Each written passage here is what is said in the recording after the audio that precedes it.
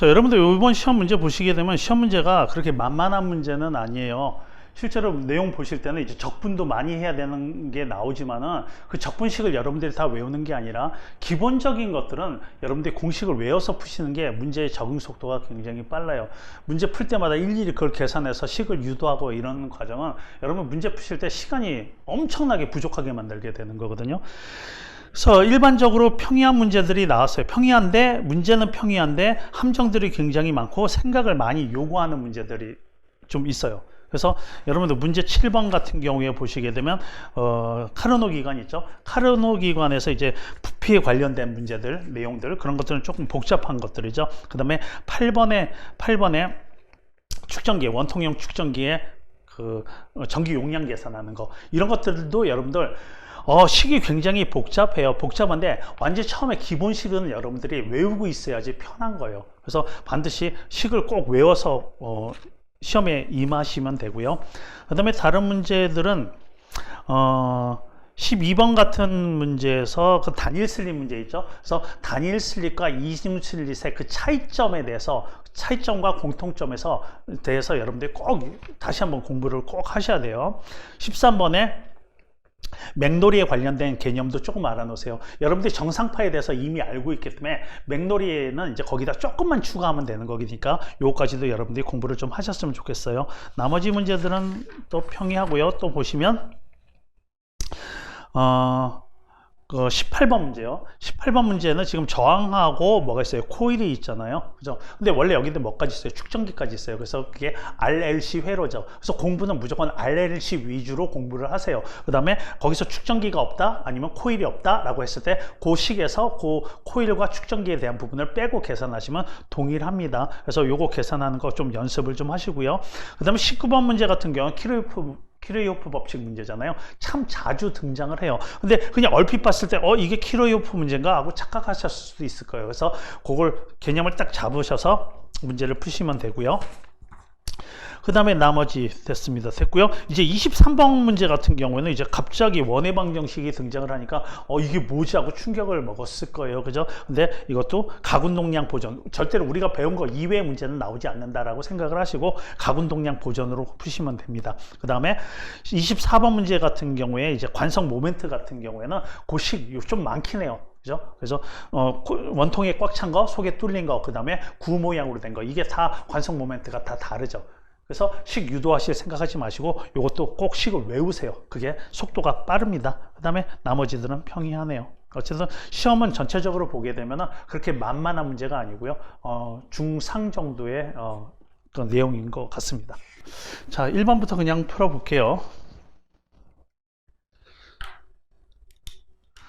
자, 문제에서 V의 속도로 달리던 트럭의 운전자가 직선도로에서 브레이크를 밟아요. 그럼 속도가 점점점 줄어들겠죠. 그죠? 브레이크의 힘은 이제 R자 힘이 일정하다는 상태에서 보면 이제 등가속도 운동을 하다가 언젠간 정지할 거예요. 그죠? 자, 그런데 그 브레이크를 밟자마자 트럭은 이제 바퀴가 멈춘 상태에서 끼익 하고 이렇게 미끄러져 나가겠죠. 그러다가 이제 정지를 할 거예요. 그렇다면 원래 질량이 트럭의 질량이 m이었다고 할게요. 그죠? 자, 이게 쭉 가다 보게 되면 이제 브레이크를 밟아요. 그래서 브레이크를 밟아서 여기서부터 여기까지가 이제 제동거리라고 할게요. 그죠? 마찰력이 존재를 할 거 아니에요. 마찰력이. 이때 지면과 이 물체 사이의 마찰력을 갖다가 F라고 할게요. 그죠? 자, 그랬는데 얘가 이제 얼마의 속도로 옵니까? 일정한 속력 V로 오겠죠. 이렇게 V로 오겠죠. 그래서 얼만큼 가서 멈췄냐면 이제 D만큼, 거리 D만큼 가서 멈췄다는 얘기예요. 자, 그렇다면 두 번째 문제에서 물어보는 게 뭐냐면 질량을 처음에 2배로 하는 거예요. 질량을 2em 이렇게 2배로 하는 거죠. 그 다음에 속력은 똑같아요. 속력은 똑같이 V로 이렇게 했어요. 그러면은 도대체 얼마만큼 가서 정지를 하겠느냐 이런 얘기를 물어보게 되는 거죠. 자, 지금 여기 보면 이 물체의 운동 에너지가 전부 뭐로 전환이 되냐면은 마찰력이 한 일로 전환이 될 거예요. 그럼 마찰력이 한 일을 어떻게 계산하나요? 마찰력 곱하기 이동거리 하면 되겠죠. 그죠? 자, 근데 지금 질량이 몇 배가 됐어요? 2배가 됐어요. 그래서 질량이 2배가 되니까 2분의 1 원래 mv 제곱이었는데 질량이 2배가 되니까 2분의 1 2m v 제곱 이렇게 되겠죠. 몇 배가 됩니까? 2배가 되겠죠. 자, 2배가 되니까 2배가 되니까 마찰력 곱하기 이동거리, 그 마찰력이 한 일도 어떻게 돼요? 2배가 돼야 되겠죠. 2배가 됐을 때 이동거리 요 D는 얼마가 되겠느냐? 이런 얘기를 물어보는 거예요.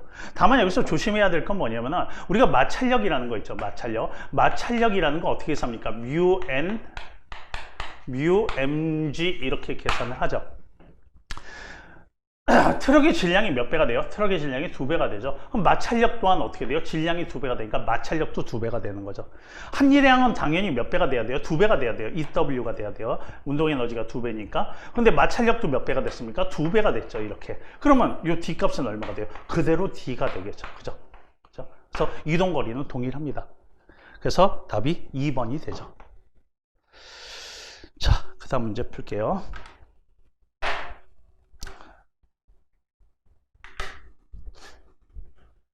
자, 2번 문제 보시면 질량이 일단 15kg이래요. 질량이 15kg. 자, 이런 물체가 플러스 X방향으로 직선 운동하다가 그림처럼 위치에 따라 크기가 변한대요. 여기가 뭐 나왔어요? 힘이 나와 있죠? 힘이 나와 있고 여기는 거리 나왔죠? 그럼 이 면적은 뭐가 되냐면 힘 곱하기 이동 거리예요. 그죠? 힘 곱하기 이동 거리이기 때문에 이건 뭐가 되는 거예요? 한 일의 양이 되는 거겠죠. 그죠? 자, 그랬을 때 힘을 받았을 때 15m에 도달했을 때 물체의 속력이 2m/s래요. 15m면 여기 14시면 여기가 15겠네요. 15. 여기까지 딱 도달을 했을 때 물체의 속력이 얼마였대요? 2m/s였대요. 세크였다면 처음에 여기서 여기서의 속력 V는 얼마였을까? 이걸 물어보는 거죠. 맞죠? 자, 우리가 일을 해주잖아요. 이렇게 일을 해주게 되면 물체의 역학적 에너지가 증가하겠죠. 평면에서 이렇게 물체를 밀고 있으니까 어떻게 돼요? 운동 에너지가 증가를 하겠죠. 포텐셜 에너지는 변함이 없고 운동 에너지가 증가해요. 그래서 우리가 해준 일의 양은 전부 뭐로 전환이 됩니까? 운동 에너지로 전환이 돼요. 그래서 이렇게 해볼게요. 델타 EK라고 해볼까요? 운동 에너지가 증가했으면 그 운동 에너지가 증가한 만큼 우리가 일을 해준 게 되는 거죠. 이 한 일의 양은 뭐가 돼요? 이 그래프에서 면적이 되겠죠? 일단은 그냥 한번 해볼게요. 자, 2분의 1 곱하기 질량 m 곱하기 속력만 변할 거 아니에요? 그냥 속력만 변하죠. 그래서 나중에 속력이 얼마예요? 2죠. 2. 나중에 속력이 2의 제곱. 처음에 속력을 V라고 할게요. 그래서 V의 제곱. 요 차이 값이 바로 뭐가 되는 거예요? 우리가 해준 일의 양. 힘 곱하기 이동거리. 이렇게 되는 거겠죠. 맞죠? 자, 그래서 일단 이 면적을 구해볼게요. 면적을 구하면은 요 삼각형 뭐 양쪽이 똑같네요. 대칭이네요. 그죠? 여기도 5죠. 5, 여기 10, 15. 그래서 요걸 여기다 집어넣을게요. 그냥 간단하게. 그래서 이 면적을 구하면 되죠. 그냥 이 면적을. 자, 이 면적을 구하면 돼요. 자, 이 면적이 얼마입니까? 30이죠. 30. 그래서 얼마 일을 했습니까? 30줄의 일을 한 거죠. 30줄. 그래서 그냥 다시 집어넣을게요. 2분의 1 곱하기 질량 15kg 곱하기 4 마이너스 V 제곱. 이 값이 얼마다? 30이다. 이런 얘기가 되는 거죠. 그래서 이거 지우고 이거 지우면 2가 되잖아요. 그죠? 그럼 얼마가 돼요? 4가 되죠. 그래서 4 마이너스 V 제곱은 얼마? 4 이렇게 되는 거죠. 그럼 이거 없어지잖아요. 그죠? 그럼 V는 얼마 나옵니까? 0 이렇게 나오겠죠. 처음 속도는 0이었다. 이런 얘기가 되는 거죠. 그래서 답은 1번입니다. 3번 문제요.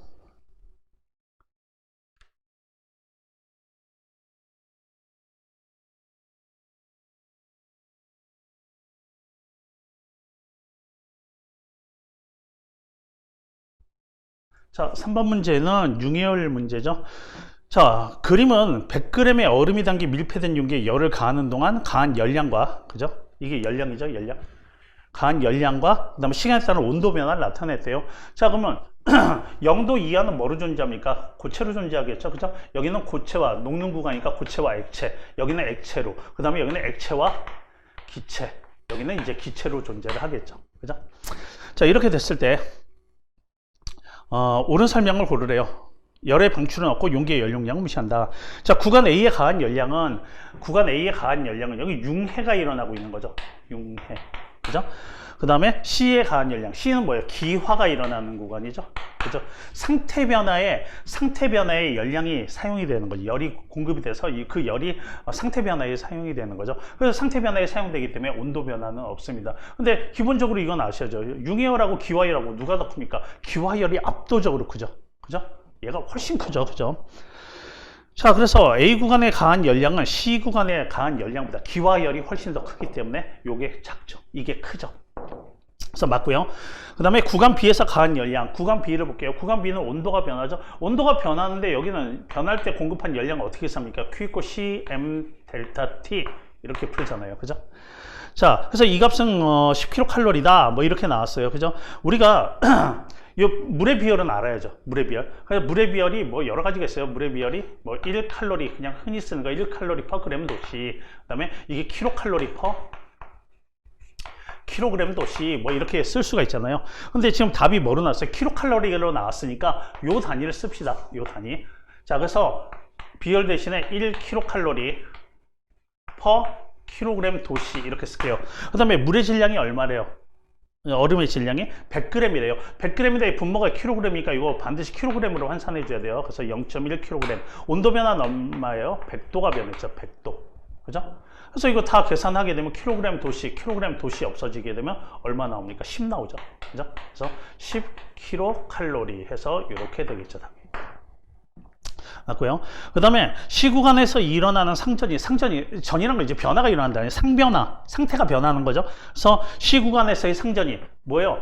액체가 기체로 변하는 거죠. 상전이에 관여하는 잡열의 양은 상전이, 즉 상변화의 방향이 달라져도 일정하다 그랬어요. 그러니까 만약에 100g을 갖다가 100g을 기화시켜요. 기화시켰는데 공급한 에너지나, 그죠? 그게 잡열이죠. 반대로 어떻게 돼요? 수증기 100g이 물 100g으로 될 때 방출하는 에너지나 어떻다는 얘기예요? 동일하다는 얘기죠. 반응만 역반응이잖아요. 그죠? 그러니까 여기서는 액체가 뭐로 변해요? 기체로 변할 때 이때 뭐를 합니까? 열을 흡수하겠죠. 그죠? 하지만 반대로 기체가 다시 액체로 될 때는 그만큼에 해당하는 열을 방출을 하겠죠. 그 크기는 동일하다는 얘기죠. 그래서 시구간에서 상전이에 관여하는 잡열의 양은 상전이 방향이 반대 반응이 일어나도 어떻게 된다? 그 크기는 동일하다 이런 얘기가 되는 거죠. 그래서 그것도 맞는 얘기가 되죠. 그래서 기억, 니은, 디귿 다 맞는 얘기가 되겠죠. 되죠? 자, 4번 할게요.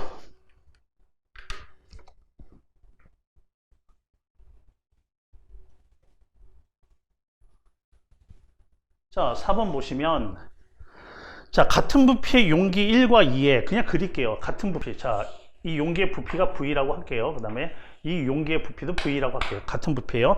그 다음에 각각 1몰의 수소와 헬륨이 들어있대요. 여기도 1몰, 여기도 1몰. 근데 여기는 수소가 들어있어요. 수소. 여기는 뭐가 들어있어요? 헬륨이 들어있죠. 이렇게 들어있을 때 압력도 같아요. 이 기체 압력과 이 기체 압력이 같대요. 그죠?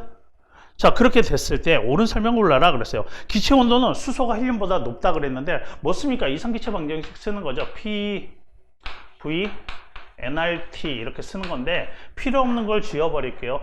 기체 상수는 뭐 같은 게 상수니까 신경 쓰지 마시고요. 그 다음 기체 몰수가 1몰씩 같아요. 부피 같잖아요. 부피가 같은데 모두 같다고 나왔어요. 압력도 같다고 나왔어요. 압력도 같다고 하면 T 혼자 남잖아요. 얘 혼자 뭐예요? 얘가 변화를 하겠습니까? 온도 같죠. 얘가 T, 얘가 T. 온도가 같습니다.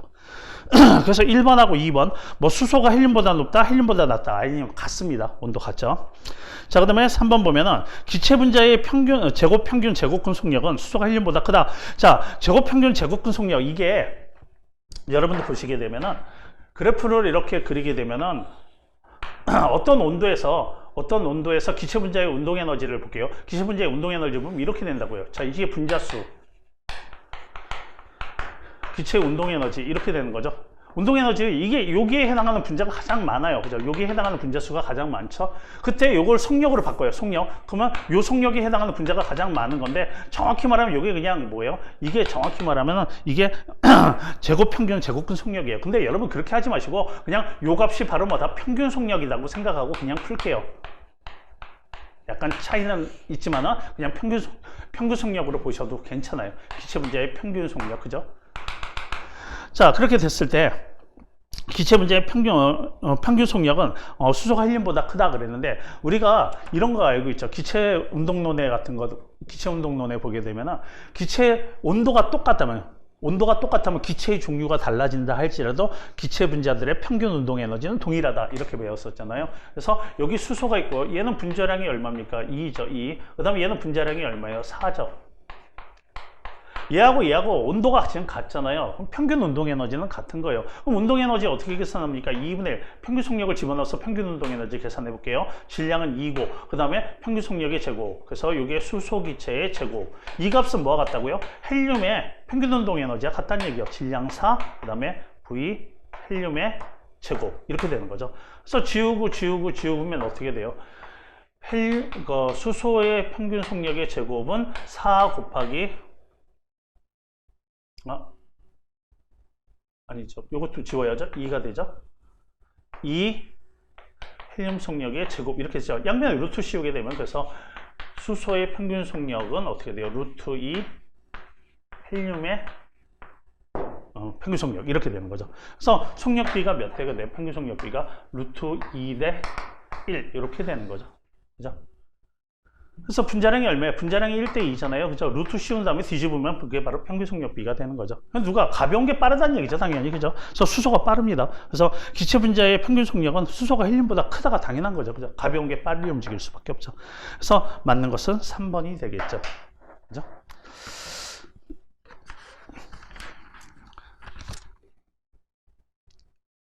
자, 5번이요. 5번. 광전 효과 문제죠.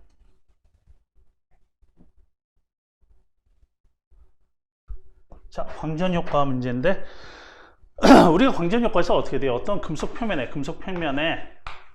HF의 광자를 비춥니다. 그럼 여기서 표면에서 전자가 퉁 튀어나오게 되는데 전자가 여러 개가 나오는데 그 중에 우리가 알 수 있는 거는 운동 에너지의 최대값만 알 수 있죠. 그죠? 다른 건 몰라요. 그래서 튀어나온 전자가 속도 제일 빠른 거, 속력이 제일 빠른 거, 최대 운동 에너지밖에 알 수가 없습니다. 그래서 대수관계를 보게 되면 HF만큼의 광자 에너지를 공급을 했죠. 그럼 여기서 버티고 있을 거 아니에요. 그죠? 버티는 에너지 우리가 1함수라고 얘기를 하죠. 그 다음에 이게 운동 에너지 이렇게 되겠죠. 그래서 이 그래프가 어떻게 그린 거냐면 EK 운동 에너지는 이 운동 에너지를 놓고서 이제 함수로 변화시킨 거죠. 그래서 HF-W 이렇게 되는 거죠. 됐죠? 그러니까 이게 뭐가 된 거예요? 이게 Y축이 되고요. 플랭크 상수가 기울기 A가 되고요. 그 다음에 F가 X가 되고요. 이게 절편이 되겠죠. 그죠? 그래서 쭉 내려가다 보면 여기에 만나는 게 1함수죠. 1함수. 당연히 기울기는 어떻게 돼요? 플랭크 상수가 되는 거고요. X축이 진동수, Y축이 운동에너지. 이렇게 되는 거죠. 그죠? 그래서 이 그래프에서 물어본 게 뭡니까? 기울기에 해당하는 게 뭐냐 물어본 거죠. 플랭크 상수를 물어보는 거죠. 이 기울기는 금속에 따라 플랭크 상수는 일정하니까 어떻게 돼요? 금속에 따라 기울기가 다 똑같겠죠. 그죠? 그래서 플랭크 상수입니다.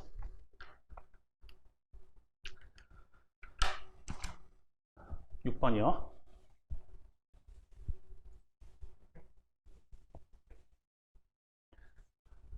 자, 6번 보시면 비커에 담겨 있는 물에, 자, 비커를 그렇게 그냥 이렇게 비커에 얼음물이 담겨 있어요. 얼음물. 그러니까 여기 물도 있고 얼음도 이렇게 둥둥 떠 있겠죠. 이렇게 얼음도 떠 있겠죠. 자, 그럼 지금은 어떻게 해요? 상이 공존하잖아요. 물과 액체와 고체가 공존하잖아요. 그죠? 물 경우에 뭐 1기압이라고 칠게요. 그럼 얘는 0도C로 보면 돼요. 그죠? 0도C. 자, 여기다가 얼마의 열을 전달을 했냐면요. 여기다 열을 800칼로리의 열을 공급을 합니다. 그 다음에 이 얼음을 휘저어요. 막 이렇게 휘저어요. 그럼 역학적 에너지를 공급하는 거죠. 그래서 얼마의 에너지를 또 공급을 했냐면은 320줄의 에너지를 공급을 한 거예요. 자, 이 과정에서 최대로 녹을 수 있는 얼음의 질량은 얼마냐 이렇게 나왔어요. 그죠? 자, 녹는다는 건 온도를 높이는 게 아니고요. 그냥 얼음을 녹이는 거예요. 이 정도의 에너지가 공급이 되게 되면은 얼마의 얼음이 녹겠느냐 이런 얘기를 하고 있는 거죠. 0도씨의 얼음을 0도씨의 물로 바꾸자 이런 얘기예요. 그죠? 자, 그 다음에 이제 이거는 칼로리로 나왔고 이거 줄로 나왔잖아요. 그죠? 원래 1칼로리가 대충 4.184 줄이죠. 그죠? 그냥 간단하게 계산의 편의상 요거 4줄로 한 거예요. 4줄. 자, 1칼로리는 얼마다? 4줄이다. 이렇게 쓴 거죠. 자, 그럼 열을 공급을 해볼게요. 열을 공급하는데 이거는 줄이고 이건 칼로리니까 얘도 줄로 바꿀게요. 줄로 바꿔요. 그러면 4 곱하면 되죠. 48에 32. 48에 32. 3200. 아, 이거 애매하네요. 그죠? 자, 요 값이 여기에 되는 거예요. 그럼 총 얼마의 에너지를 공급을 한 거냐면 더하면 되죠. 3520줄을 공급한 거죠. 맞죠? 3520줄을 공급한 거죠. 맞죠? 자, 그 다음에 뭘 알아야 돼요? 얼음의 융해열을 알아야겠죠. 융해열은 온도 변화가 없어요. 그죠? 융해가 일어나는 과정에서는 온도 변화가 없으니까. 그래서 융해열 곱하기 얼마를 하면 돼요? 시간을 하면 되겠죠. 그래서 물어본 게 뭐냐면은, 융해열 곱하기 질량을 보면 되겠죠. 그래서 이 과정에서 최대로 녹을 수 있는 얼음의 질량은 얼마냐 그랬어요. 물의 융해열로 볼게요. 물의 융해열이 80 칼로리 퍼 그램이래요. 칼로리 퍼 그램. 그죠? 근데 얘는 주울이고 얘는 칼로리잖아요. 그러니까 얘도 뭐로 바꿔주자고요? 주울로 환산해 주자고요. 다. 그래서 다시 쓸게요. 자, 80 칼로리 퍼 그램을 갖다가 주울로 환산해줘. 48에 32 주울 퍼 그램 이렇게 할게요. 그죠? 그럼 여기다가 뭘 곱해요? 질량만 곱하면 되죠. 여기 질량 단위는 이제 그램이 되겠죠. 약분 될 거 아니에요. 그죠? 그래서 그냥 뭘 해줘요? 나눠주면 되는 거죠. 이걸로 나눠주면 되죠. 그래서 352를 32로 나누면 되겠죠. 그냥 나눌게요. 3, 5, 2, 32 이렇게 하면 여기다 1 집어넣어 32. 딱 떨어지네. 32. 11이네요. 11. 그죠? 그래서 얼마가 필요하다? 얼마가 필요한 게 아니라 몇 그램이 녹을 수 있다? 최대 11g이 녹을 수 있다. 이런 얘기를 하는 거죠. 그래서 답이 11번입니다. 1번이죠. 그죠? 됐습니다. 자, 7번이요.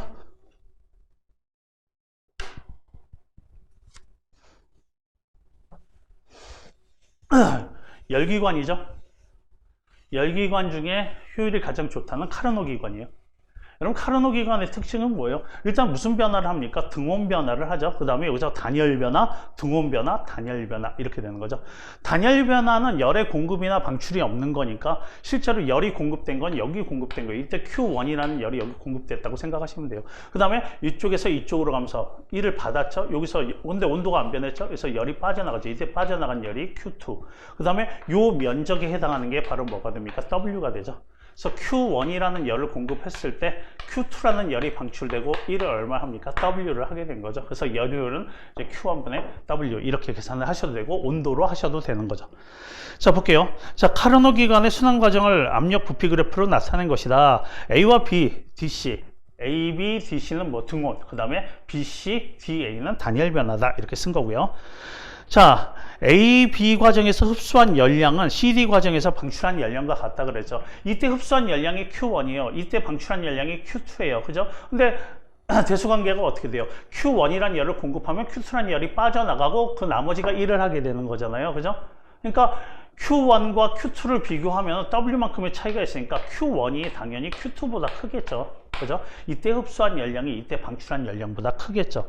그래서 AB 과정에서 흡수한 열량은 CD 과정에서 방출한 열량과 같다가 아니라 AB 과정에 흡수한 열량이 더 큰 거죠. 그죠?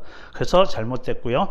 AB 과정에서 엔트로피 증가량과 CD 과정에서 엔트로피 감소량은 같다 그랬는데, 자, 지금 시작을 여기서 카르노 기관이 여기서 시작을 했다고 할게요. 그럼 여기서 돌아갔다가 여기 갔다가 다시 제자리로 왔어요.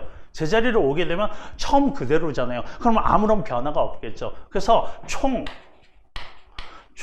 엔트로피 변화량 한 사이클 돌 때 총 엔트로피 변화량은 0이 될 수밖에 없는 거죠. 그죠? 근데 우리 엔트로피 변화량 어떻게 계산합니까? 엔트로피 변화량 T분의 Q 이렇게 계산을 하겠죠. 그죠?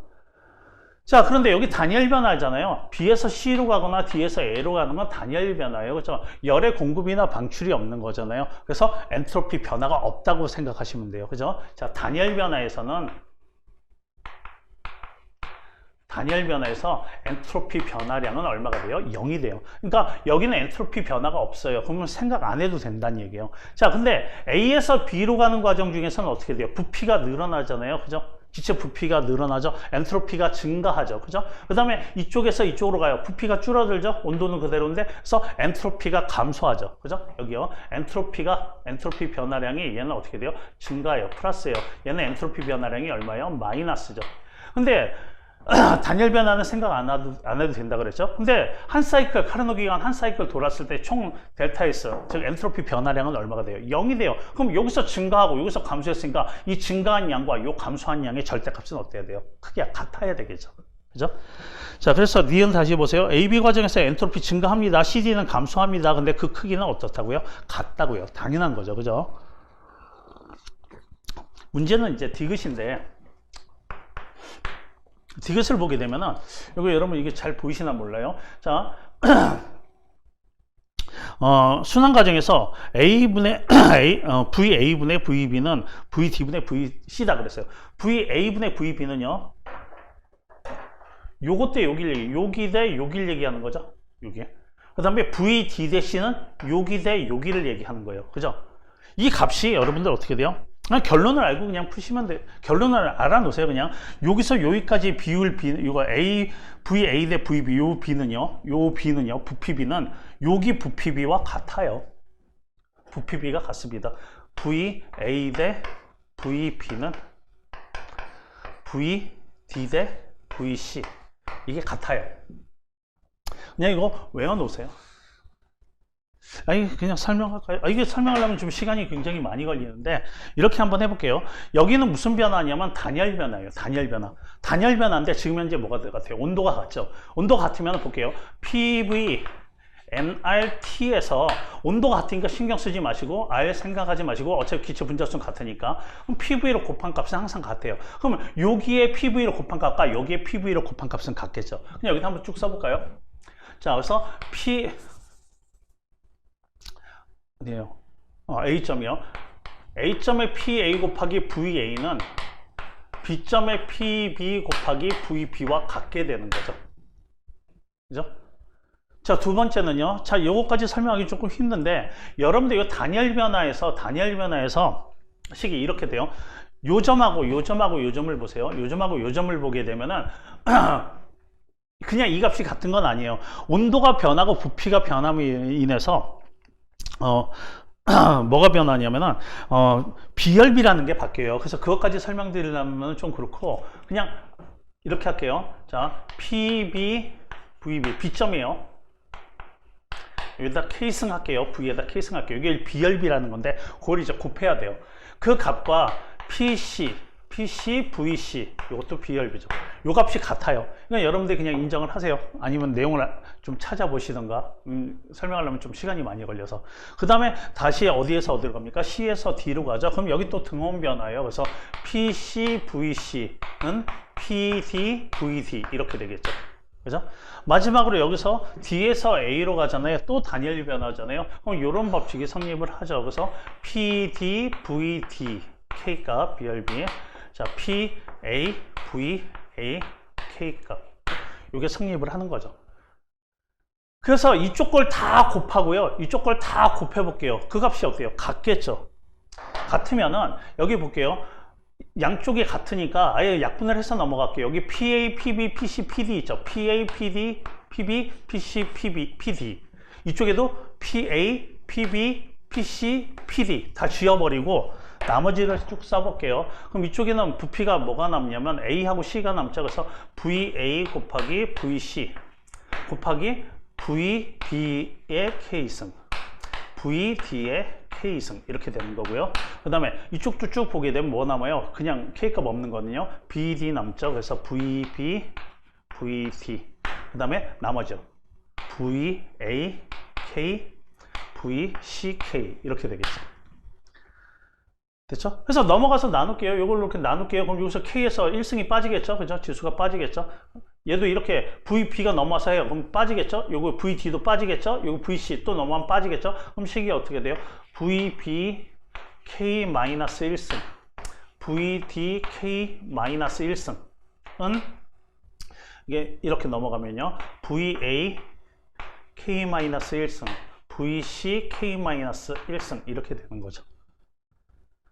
그래서 AB 관계를 묶어볼게요. A를 이쪽으로 가볼게요. 그럼 VA분의 VB 이렇게 한꺼번에 K-1승 이렇게 되는 거고요. 그 다음에 얘가 일로 넘어오면은 VD, VC K-1승 이렇게 되는 거죠. 결국 이거 다 제거하면은 양변을 이걸로 제거를 하게 되면 결국은 VA, VB, VD, VC 요게 성립하게 되는 거죠. 그죠? 근데 제 생각에 이거 아실 거 없고요. 그냥 원래 깊게 들어가면 이래요. 연력학에서.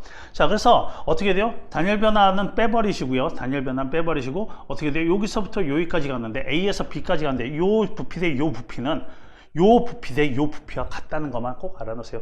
만약에 혹시라도 문제 나오면 이런 게 등장을 하잖아요. 아, 요 비율은 요 비율과 같았지. 이거 V A B C D 외우지 마시고요. 요거 요 부피 B는 요 부피 B와 같지. 그것만 아시면 돼요. 길이가 같다는 얘기 아니라 부피 B가 같다는 얘기죠. 그죠? 그래서 이런 거 나오면은 여러분들 이거 필요 없잖아요. 그냥 요거 항상 맞다 이렇게 생각하시고 푸시는 게 더 유리할 것 같아요. 그렇게 할게요. 습니다. 8번 볼게요.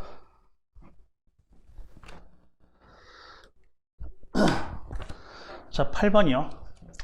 자, 이렇게 생긴 원통이 있어요. 원통이 있고 요걸 위에서 본 그림이에요. 그래서 안쪽에 통이 있고 그 다음 바깥쪽에 통이 있는데 안쪽에는 플러스 Q, 마이너스 Q, 바깥쪽에 마이너스 Q 이렇게 돼 있어요. 금속판이 서로 마주보고 있잖아요. 그죠? 축전기예요. 그래서 이런 걸 원통형 축전기라고 얘기를 하죠. 그래서 이쪽이 플러스고 마이너스니까 전기장이 이렇게 나가겠죠. 이렇게 마이너스 쪽은 들어가고 플러스 쪽은 이렇게 나오겠죠. 이런 식으로 전기장이 형성이 될 거예요. 자, 그래서 묻는 건 뭐냐면은, 자, 반지름이 요거 안쪽 건 A고요. 그 다음 바깥 반지름은 B래요. 이렇게 놓고서 각혀 놓고 바깥 도체에는 마이너스 Q, 안쪽에는 플러스 Q가 되어 있고요. 근데 원통의 길이는 라젤 이렇게 나와 있고요. 이렇게 됐을 때 원통형 축전기의 전기 용량은 어떻게 되느냐 그랬어요. 일단 우리가 알고 있는 전기 용량 이 식 기억하시죠? 자, Q 이꼴 CV라는 식 알고 계시죠? 그죠? 그래서 이걸 해서 전기 용량은 V분의 Q 이렇게 되는 거죠. 정확히 말하면 이 양단에 걸리는 여기와 여기에 걸리는 무슨 뭐가 돼요? 전압차, 전위차가 되겠죠? 전위차, 그죠? 뭐 델타 V 넣어도 되고 안 넣어도 되고 요 사이에 양단의 전위차를 얘기를 하는 거예요. 자, 그래서 우리의 목적은 바로 뭐냐면 요 델타 V를 구하는 게 목적이에요. 근데 여기서 뭘 쓰냐면 이제 가우스 법칙을 쓰죠. 자, 가우스 법칙이라는 자체가 여기 어떤 Q 플러스 Q란 전하가 있어요. 그래서 이 주변에 이 가우스 면을 이렇게 보게 되면은 뭐 면이 찌그러져든 동그라든 상관이 없어요. 그죠? 그래서 이쪽에서 만약에 전기력선이 5개가 나간다 그러면 요 주변을 이 전하를 둘러싸고 있는 요 폐곡선에도 전기력선이 몇 개 나가요? 5개 나가고요. 이렇게 면적이 넓어져도 5개, 더 넓어져도 5개가 나가죠. 그죠? 그래서 가우스 법칙에서 다룬 게 뭐냐? 자, 이거는 이제 자속이 아니라 이제 전기장이기 때문에 이제 전속이라 그래요. 전속. 전기력선이라고 얘기하죠. 전속은 어디에 영향을 받냐? 이쪽에 전하량이 크잖아요. 이쪽에 전하량이 크면 클수록 전기력선이 더 많이 나오겠죠. 그래서 이건 어디에 비례합니까? 전하량에 비례해요. 그죠? 그래서 등호를 성립하기 위해서 여기에다가 뭘 집어넣습니까? 요거 유전율을 집어넣죠. 그래서 식이 이렇게 되죠. 자, 이렇게 되는데 가우스 법칙에서 다른 게 바로 뭐냐면은 전기장의 색이 여기 가우스 면이라고 할게요. 그냥 여기서도 그냥 가우스면 하나 그려볼까요? 자, 여기가 가우스면이라고 생각해보세요. 뭐 이거보다 크게 그려도 되고 작게 그려도 돼요. 이렇게. 그죠? 그래서 여기서부터 여기까지 거리가 R 이렇게 한번 해볼게요. 그죠? 그러면 요 가우스면을 통과하는 전기력선의 개수가 몇 개냐, 전속이 몇 개냐, 그걸 계산을 할 때는 여기에 전기장의 세기, 요 양단에 존재하는 전기장의 세기와 이 가우스면의 면적을 곱하면 되는 거죠. 적분하면 되는 거죠. 그래서 식이 어떻게 돼요? 인티그럴 해놓고 전기장 그 다음에 dr 이렇게 하면 되는 거죠. 이렇게 해서 총 면적을 계산을 하면 돼요. 그래서 이걸 다시 풀게 되면은 이 면적은 우리가 계산을 할 수 있죠. 이런 식으로 해가지고 여기가 이렇게 돼서 이 거리가 r이라고 했을 때 원통의 길이가 l이잖아요. 그죠? 면적을 구할 수가 있죠.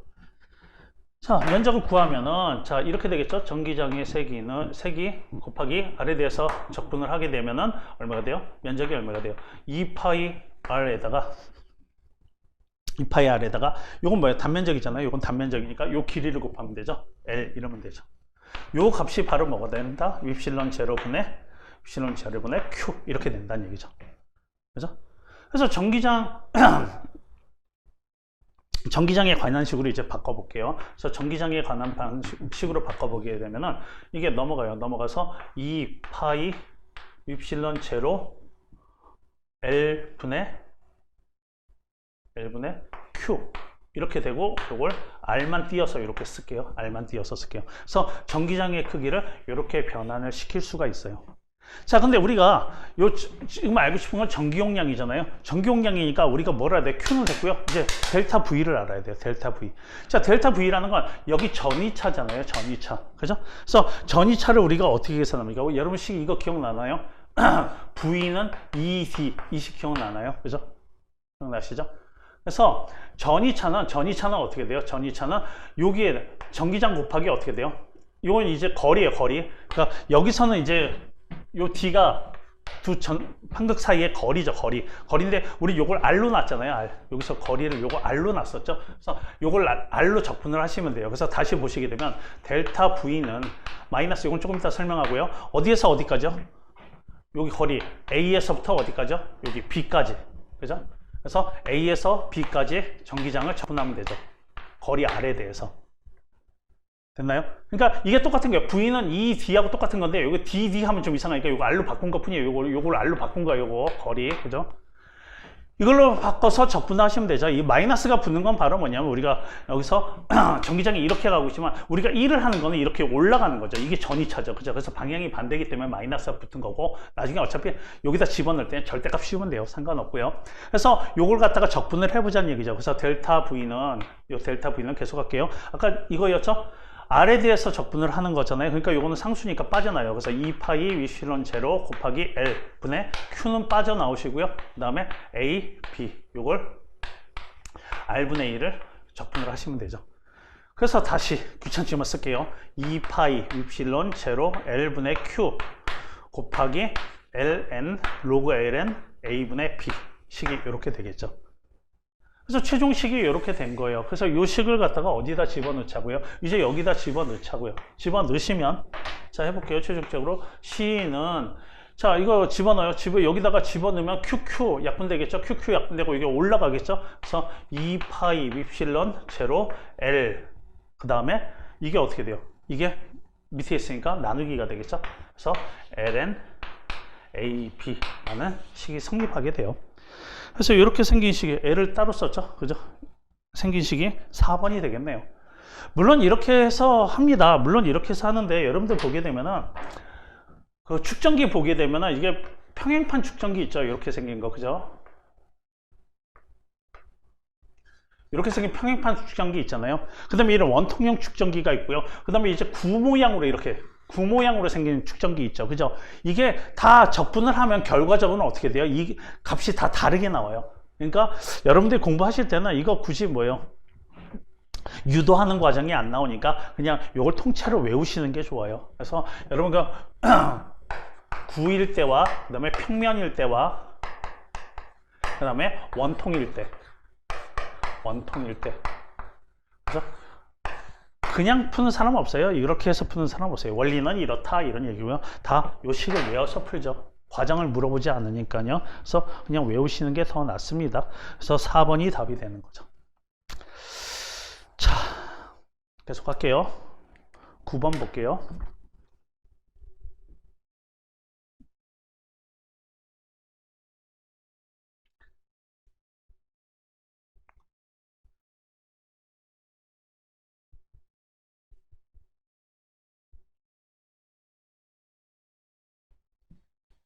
자, 9번 보시면 지구에서 어떤 물체가 5m 절벽에서 떨어지는 거예요. 이게 5m인데 위에서 낙하를 하는 거예요. 자, 질량은 그냥 m이라고 칠까요? 자, 이런 물체가 떨어져요. 그래서 여기 꽉 부딪혀서 여기 정지했다는 얘기죠. 근데 질량이 지구의 10배이고요. 자, 지구 질량을 m이라고 할게요. 얘는 10배니까 10m이에요. 10m. 지구 반지름을 r이라고 할게요. 그 다음에 여기는 반지름이 몇 배래요? 2배래요. 이런 행성이 있어요. 자, 근데 이 물체를 갖다가 h라는 높이에서 떨어뜨렸대요. 똑같은 물체를 갖다가 h라는 높이에서 이렇게 떨어뜨렸대요. 떨어뜨렸을 때 이 두 경우 모두 물체가 바닥에 부딪힐 때 충격량이 같았다면 h는 얼마냐 라는 얘기를 하고 있는 거죠. 자, 충격량이라는 건 우리가 운동량의 변화량으로 계산을 할 수 있잖아요. 그래서 얘가 여기 떨어질 때 속력을 V라고 하고, 요때 얘가 여기 떨어질 때 속력을 V'이라고 할게요. 그랬을 때 나중에 운동량은 얼마예요? 나중에 운동량은 처음에 운동량은 땅이 충돌하기 직전의 운동량은 얼마예요? MV겠죠? 충돌한 다음에 정지했으니까 0이겠죠. 그래서 나중에 운동량은 얼마예요? 0이고 처음에 운동량은 MV겠죠. 그래서 운동량의 변화량은 마이너스 MV, 충격량이 지금 마이너스 MV죠. 자, 그래서 절대값으로 그냥 크기가 같다 그랬으니까 여기에서 충격량은 얼마래요? MV래요. 그죠? 그럼 여기서의 충격량 또한 얼마란 얘기요? MV가 돼야 된다는 얘기죠. 맞죠? 자, V' 이렇게 되겠죠? 이 두 개의 값이 같아야 된다는 얘기예요. 자, 그럼 여기부터 계산을 해볼게요. 속력 V가 얼마냐 그랬어요. 맨 꼭대기에서 MGH가 포텐셜 에너지가 뭐로 변합니까? 2분의 1 MV제곱으로 변하겠죠. 이렇게 운동 에너지로 전환이 되겠죠. MM 지워버리고 넘어가면은 V는 얼마가 돼요? 루트 EGH가 되죠. EGH 이렇게 되겠죠. 자, 그냥 식이 이렇게 되잖아요. 식이 이렇게 되는데 이건 지구에서의 얘기고요. 지구가 아니라 다른 행성이면 어떻게 되냐 이런 얘기예요. 우리가 중력 어떻게 계산해요? mg 이렇게 계산하죠. 중력은 뭐예요? 만유인력과 같으니까 g 곱하기 r 제곱분의 스몰 m 라지 m 이렇게 돼서 이거 없어져서 중력과 속도는 그래서 식이 gm r 제곱에 관계된 함수가 되는 거죠. 자, 그래서 지구에서의 중력과 속도는 이거예요. 근데 여기 어디요? 행성에서는 질량이 몇 배래요? 지구의 질량이 10배래요. 그러니까 여기다가 얼마를 합니까? 곱하기 10을 하면 되죠. 질량이 몇 배가 더 커요? 10배가 더 크죠. 반지름은 몇 배가 더 커요? 2배가 더 크죠. 그럼 여기다 곱하기 4 하면 되죠. 그럼 이 값은 그대로 놔두고 이 행성에서 중력과 속도, 행성에서의 중력과 속도는 얼마가 되는 거예요? 2.5가 되는 거죠. 2.5 미터 퍼 세컨드 제곱. 지구보다 2.5배 더 크게 되는 거죠. 맞죠? 자, 그래서 지구에서 땅에 떨어질 때 속력은 얼마가 돼요? 루트 EGH가 되는 거고요. 여기다가 써볼게요. 그거 그 다음에 질량이 똑같잖아요. 질량이 똑같으니까 요 V가 운동량의 변화량이 뭐라 그랬어요? MV라 그랬죠. 충격량이 MV라 그랬잖아요. 그죠? 그럼 여기서 해도 어떻게 돼요? V가 어때야 돼요? 요 V'과 V가 같아야 되는 거죠. 그래야지 운동량의 변화량이 동일해서 충격량이 같아지는 거죠. 그래서 요 값은 요거랑 같아요. V'이랑 똑같아요. 그래서 루트 2G 해놓고 요 G 대신에 얼마를 집어넣어요? G에다가 얼마를 집어넣어요? 2.5로 곱해야죠. 2.5. 지구의 중력과 속도보다 얼마가 더 커요? 2.5배가 더 크죠. 그러니까 2.5G가 되죠. 2.5G. 2.5G라고 쓸게요. 다시. 2 곱하기 2.5G 이렇게 할게요. 그 다음에 여기 H 이렇게 되는 거죠. 그래서 이게 얼마예요? 여기요. 5였죠 아까? 5. 그래서 이 내부에 들어있는 값과 이 내부에 들어있는 값이 같잖아요. 그죠? 그래서 G 없애버리고요. G 없애버리고 좋네요. 이게 얼마예요? 10이죠. 10. 10은 5 곱하기 H 이렇게 돼. H는 그냥 얼마나? 2 이렇게 나오죠. 2m 이렇게 나오는 거죠. 그냥. 충격량이 같다는 얘기잖아요. 그죠? 충격량이 같으니까 높이가 달라도 어떻게 돼요? 속력이 같다는 얘기예요. 그죠? 이렇게 해서 푸시면 되죠. 자, 그래서 답은 3번이 됩니다. 됐죠?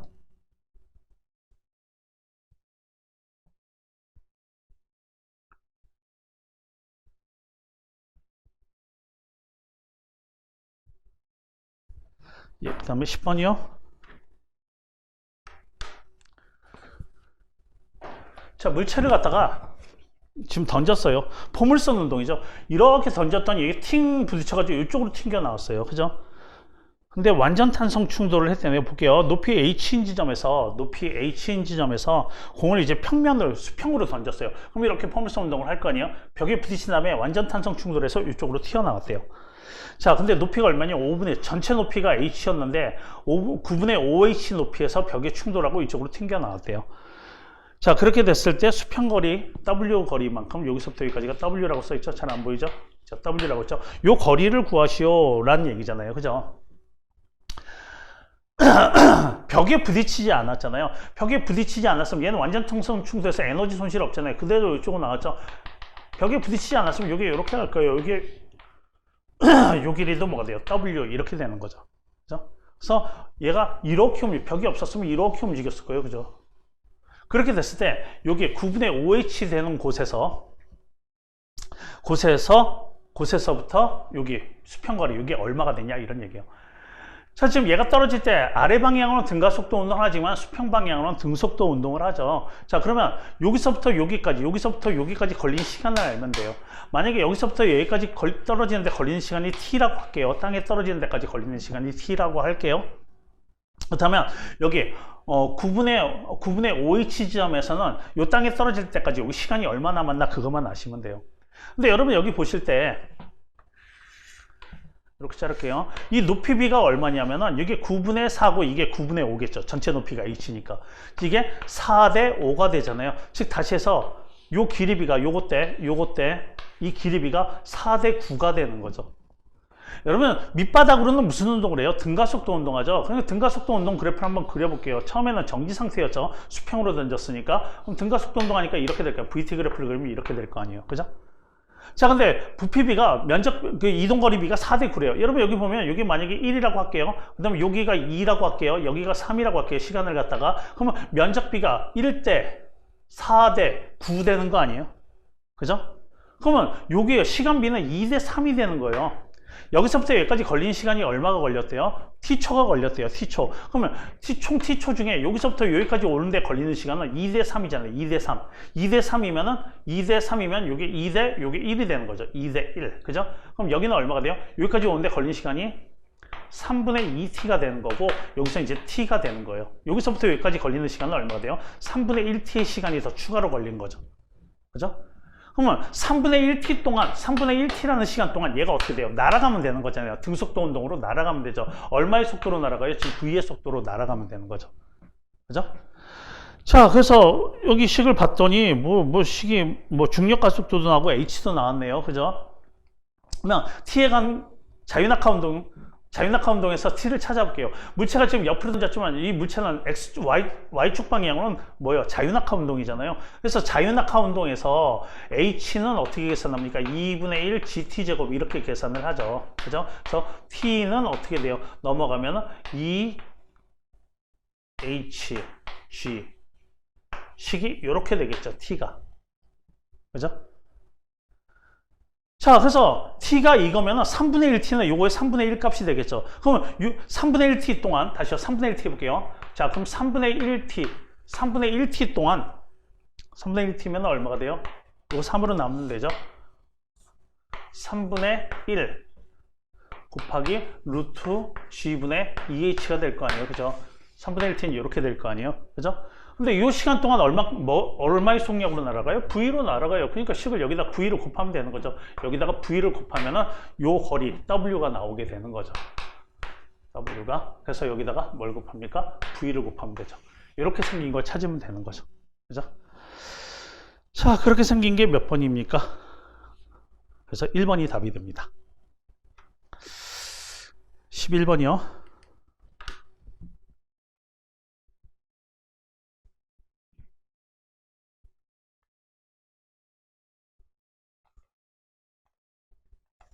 자, 11번. 자, 질량이 m인 물체가 용수철 상수 K인 용수철에 매달려서 진폭 A의 1차원 진자 운동을 한대요. 올라갔다 내려갔다 한대요. 그죠? 자, 용수철에다가 이렇게 용수철을 매달려서 이렇게 매달렸는데 원래 길이 관심 없어요. 그죠? 줄을 매달아서 이만큼 늘어났어요. 상관없어요. 그죠? 그래서 이렇게 됐으면 이게 원래 평형점이라고 생각을 하시면 돼요. 이렇게 여기가 평형점이라고 생각하시면 되고 당겼다가 놓으면 올라갔다 내려갔다를 반복을 하겠죠. 대칭이겠죠? 이렇게 돼서 여기서 올라갔다가 내려갔다를 이렇게 반복을 할 거예요. 최대 진폭이 얼마다? A다 이런 얘기죠. 자, 그래서 이 물체의 최대 속력은 얼마냐 그랬어요. 여기서 포텐셜 에너지가 최대가 되는 거고요. 여기가 그죠? 여기에서 속력이 최대가 되는 거죠. 그죠? 그러니까 포텐셜 에너지 어떻게 계산합니까? 포텐셜 에너지가 여기서의 최대 운동 에너지로 바뀌게 되겠죠. 그래서 2분의 1 곱하기 탄성계수 K X제곱인데 최대 진폭이 A니까 A제곱. 이 값이 뭐로 변합니까? 운동 에너지로 변하는 거죠. 2분의 1 mv제곱. 이게 2k죠. 이게 최대 운동 에너지고 이게 최대 포텐셜 에너지라고 얘기를 하면 되겠죠. 그죠? 자, 그렇게 됐을 때 최대 속력. 그러면 이게 최대 운동 에너지가 최대 속력이 되겠죠. 이거 구하라 이런 얘기죠. 그래서 2분의 1 없애고요. m 넘어갑니다. 그래서 mk A제곱 이렇게 되는 거죠. 이게 V제곱 이렇게 되는 거죠. 그래서 V로 하게 되면 이게 없어지고 이렇게 루트가 씌워지겠죠. 자, 그래서 답이 1번이 됩니다. 자,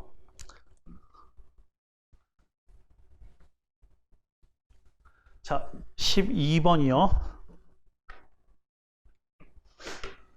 자, 단일 슬릿 문제예요. 단일 슬릿하고 이중 슬릿하고 똑같아요. 다만 이중 슬릿을 잠깐 먼저 볼게요.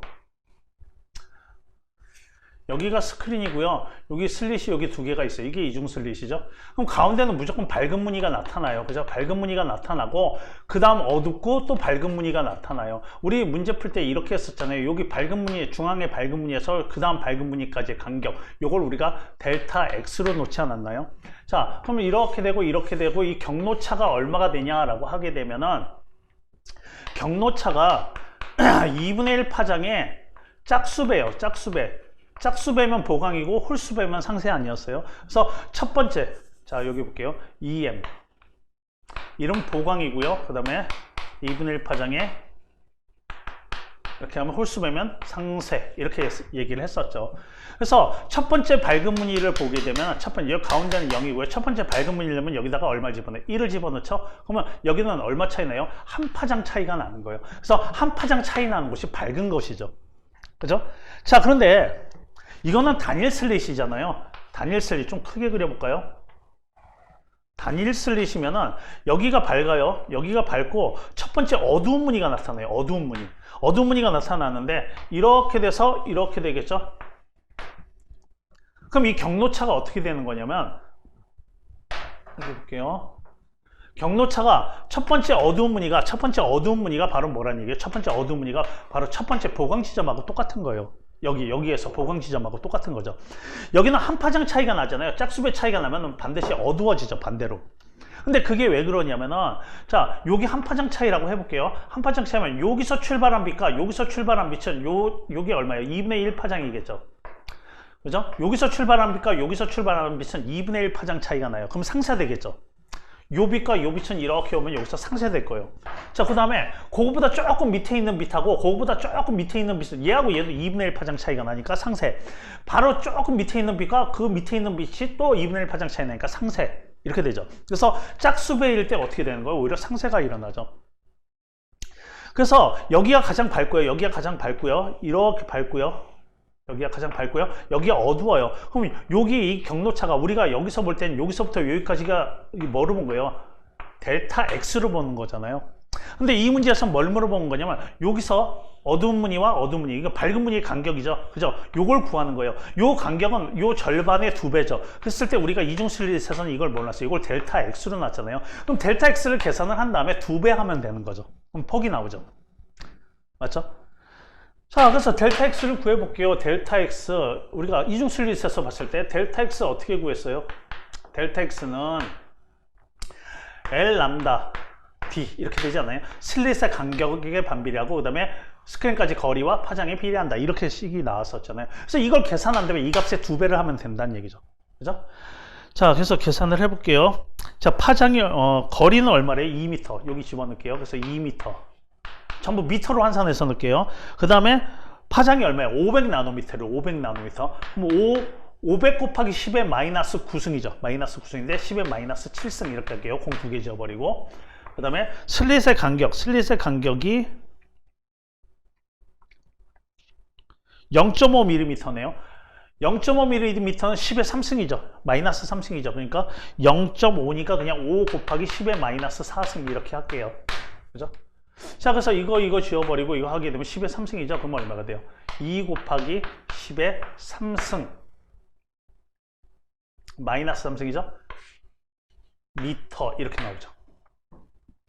근데 여기서 물어본 밝은 폭의 무늬가 몇 미리미터냐 그랬어요. 이건 미터로 나온 거예요. 그러니까 이 폭은 이 값의 2배를 해야 되잖아요. 2배를 해야 되니까 이 폭은 얼마? 여기서부터 여기까지 폭은 얼마가 돼요? 4 곱하기 10의 마이너스 3승 미터가 되는 거죠. 됐나요? 10의 마이너스 3승이 뭔데요? 밀리죠. 그러니까 4 밀리미터라는 답이 나오게 되죠. 이렇게 되죠. 됐나요? 그래서 이중 슬릿을 먼저 공부를 하시고 이중 슬릿과 단일 슬릿의 차이가 뭔가 요것만 알아놓으세요. 여기는 짝수배가 보강, 홀수배가 상세였는데 여기서는 뒤바뀌게 되는 거죠. 그죠? 됐습니다. 그래서 답은 4번이고요.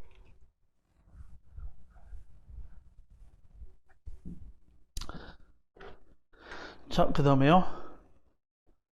13번. 맥놀이라는 거예요, 맥놀이.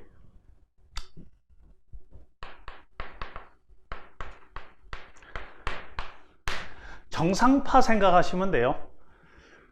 자, 만약에 여기 A라는 음원이 있고 여기 B라는 음원이 있는데 여기서 진동수가 FA, 여기는 진동수가 FB의 소리가 나요. 그래서 얘가 소리가 막 이런 식으로 난다고 칠게요. 얘도 이렇게 난다고 칠게요.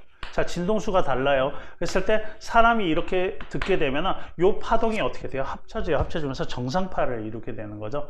그래서 얘가 소리를 듣게 되잖아요. 소리가 주기적으로 소리가 컸다 작았다를 반복해요. 그냥 이런 복잡한 파형 말고 간단한 파형을 놓을까요? 그냥. 자, 얘는 진동수가 이렇게 되고요. 진동수가 얘가 작아요. 진동수가 작아서 얘는 파장이 조금 길다고 할게요. 그러면 얘하고 얘가 어떻게 돼요?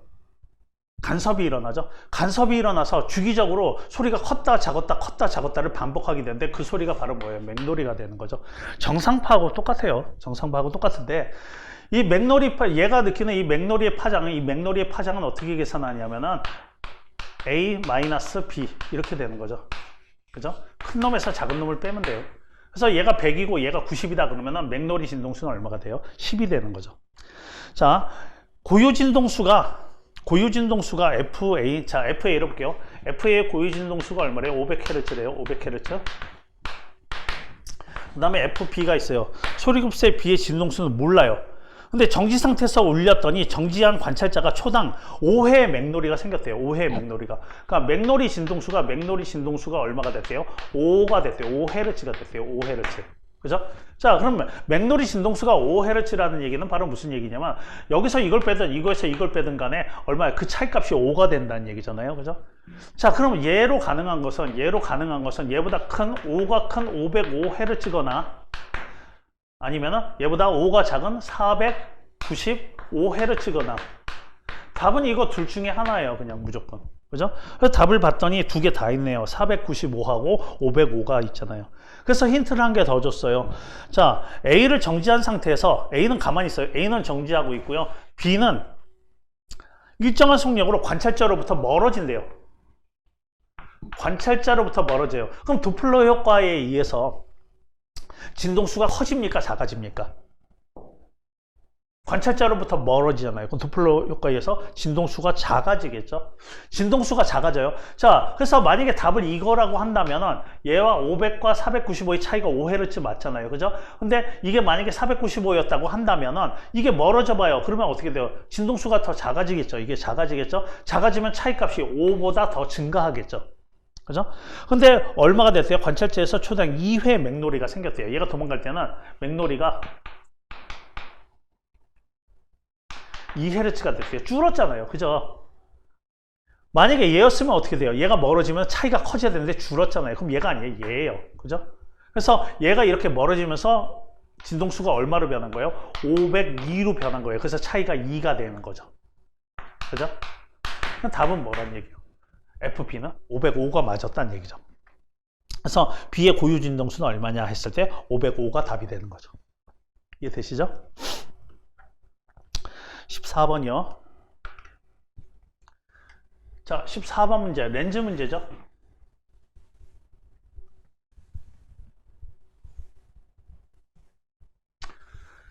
자, 렌즈 문제인데 얇은 오목 렌즈로부터 자, 일단 오목 렌즈에 여덟 초점, 허초점이 있는 거죠. 빛이 이렇게 가요. 빛이 이렇게 가면 이렇게 퍼지잖아요. 빛이 퍼지죠. 그죠? 연장선을 하게 되면 이게 바로 허초점이 되는 거죠. 마이너스 붙어야 돼요. 자, 물체를 얇은 오목 렌즈로부터 30cm, 그러니까 물체까지 거리는 30cm예요. 그때 배율이 얼마래요? 0.25래요. 여러분, 배율이라는 거는 물체의 거리분의 상의 거리 절대값이어서 하는 거잖아요. 이게 0.25란 얘기잖아요. 그죠? 4분의 1이란 얘기죠. 맞죠? 자, 그렇다면 상이 어디 맺히는지를 알 수가 있어요. 자, 물체까지 거리는 얼마가 돼요? 30cm가 되죠? 30cm. 그럼 상은 어디 맺히냐? 상은 어디 맺히냐? A가 얼마야? A가 30이잖아요. A가 30이면 얘는 얼마가 돼요? 4분의 30이 돼야죠. 이렇게 돼야지 이 값이 4분의 1이 되는 거잖아요. 즉 얼마요? B는 7.5죠. 7.5. 이렇게 되는 거죠. 맞죠? 이렇게 됐을 때 이 오목 렌즈의 초점거리는 얼마냐 이런 얘기를 하고 있는 거잖아요. 그래서 구명거울 공식, 렌즈 공식 똑같죠?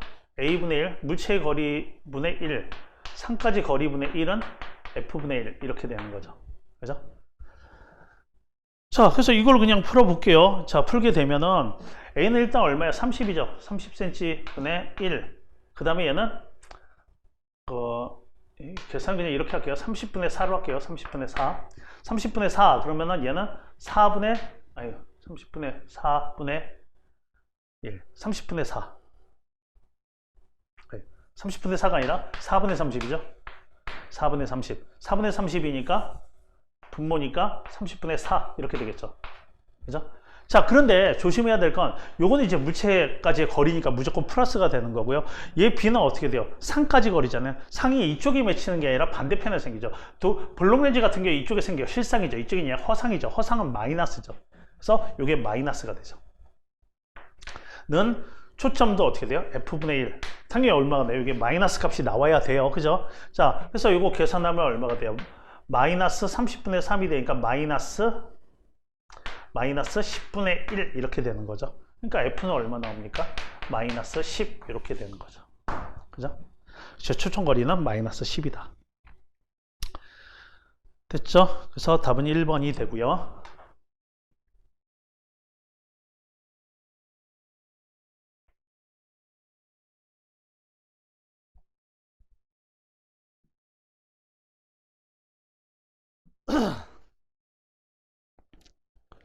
(15번이요) 파동이죠. 자, 가느다란 줄을 따라 진행하는 파동이 한순간의 모습을 나타냈대요. 파동의 속력이 얼마냐? 파동의 속력이 50 m/s래요. 자, 50 m/s고요.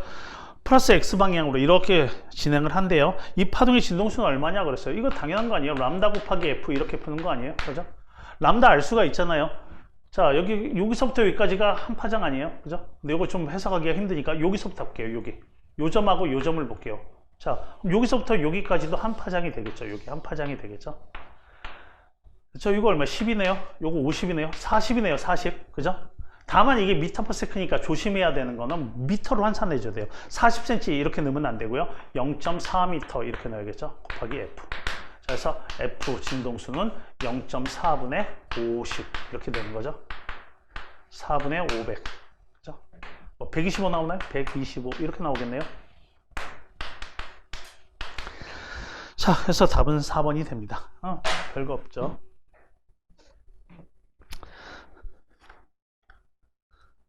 자, 그 다음에요. 16번.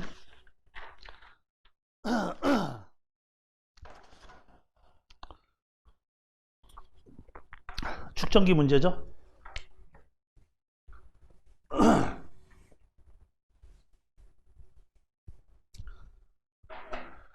자, 지금 봤더니 이쪽엔 축전기가 있어요. 위에가 플러스 아래가 마이너스 이렇게 대전이 되어 있고, 그때 이 양단에 걸리는 전이차가 얼마란 얘기요? 요 양단에 걸리는 전이차가 바로 델타 V, 뭐 1, 2, 3, 4, 5 단위는 모르겠지만 뭐 5V 된다 뭐 이렇게 치자는 얘기죠. 자, 동일한 금속판 두 개를 만든 평행판 축전기가 있고요. 그 판의 전하량이 Q래요. 그죠? 그럼 이쪽이 플러스 Q, 이쪽이 마이너스 Q. 합치는 거 아니에요. Q가 걸려 있는 거예요. 전하량이. 자, 전하량이 Q로 유지될 때 전이차계 델타 V를 구하는 거란 얘기죠. 바늘이 이렇게 돼 있대요. 근데 이 바늘이 어디로 간대요? 오른쪽으로 움직이게 한대요. 이렇게 하게 한대요. 그럼 얘를 증가시키겠다는 얘기죠. 증가시키겠다는 얘기죠. 자, 그런데 우리가 앞에서도 그 문제 몇 번인지 기억이 안 나는데 앞에서도 풀었잖아요. 원통형 축전기 할 때. 그래서 Q는 CV 이렇게 푸는 거죠. CV. 그럼 V는 C분의 Q 이렇게 푸는 거죠. 근데 지금 전하량은 이게 불변이죠. 이건 변하는 거 아니에요. 그냥 저장되어 있는 전하량은 변하는 게 아니고 얘가 문제인데 얘를 어떻게 풀어요? 입실론 제로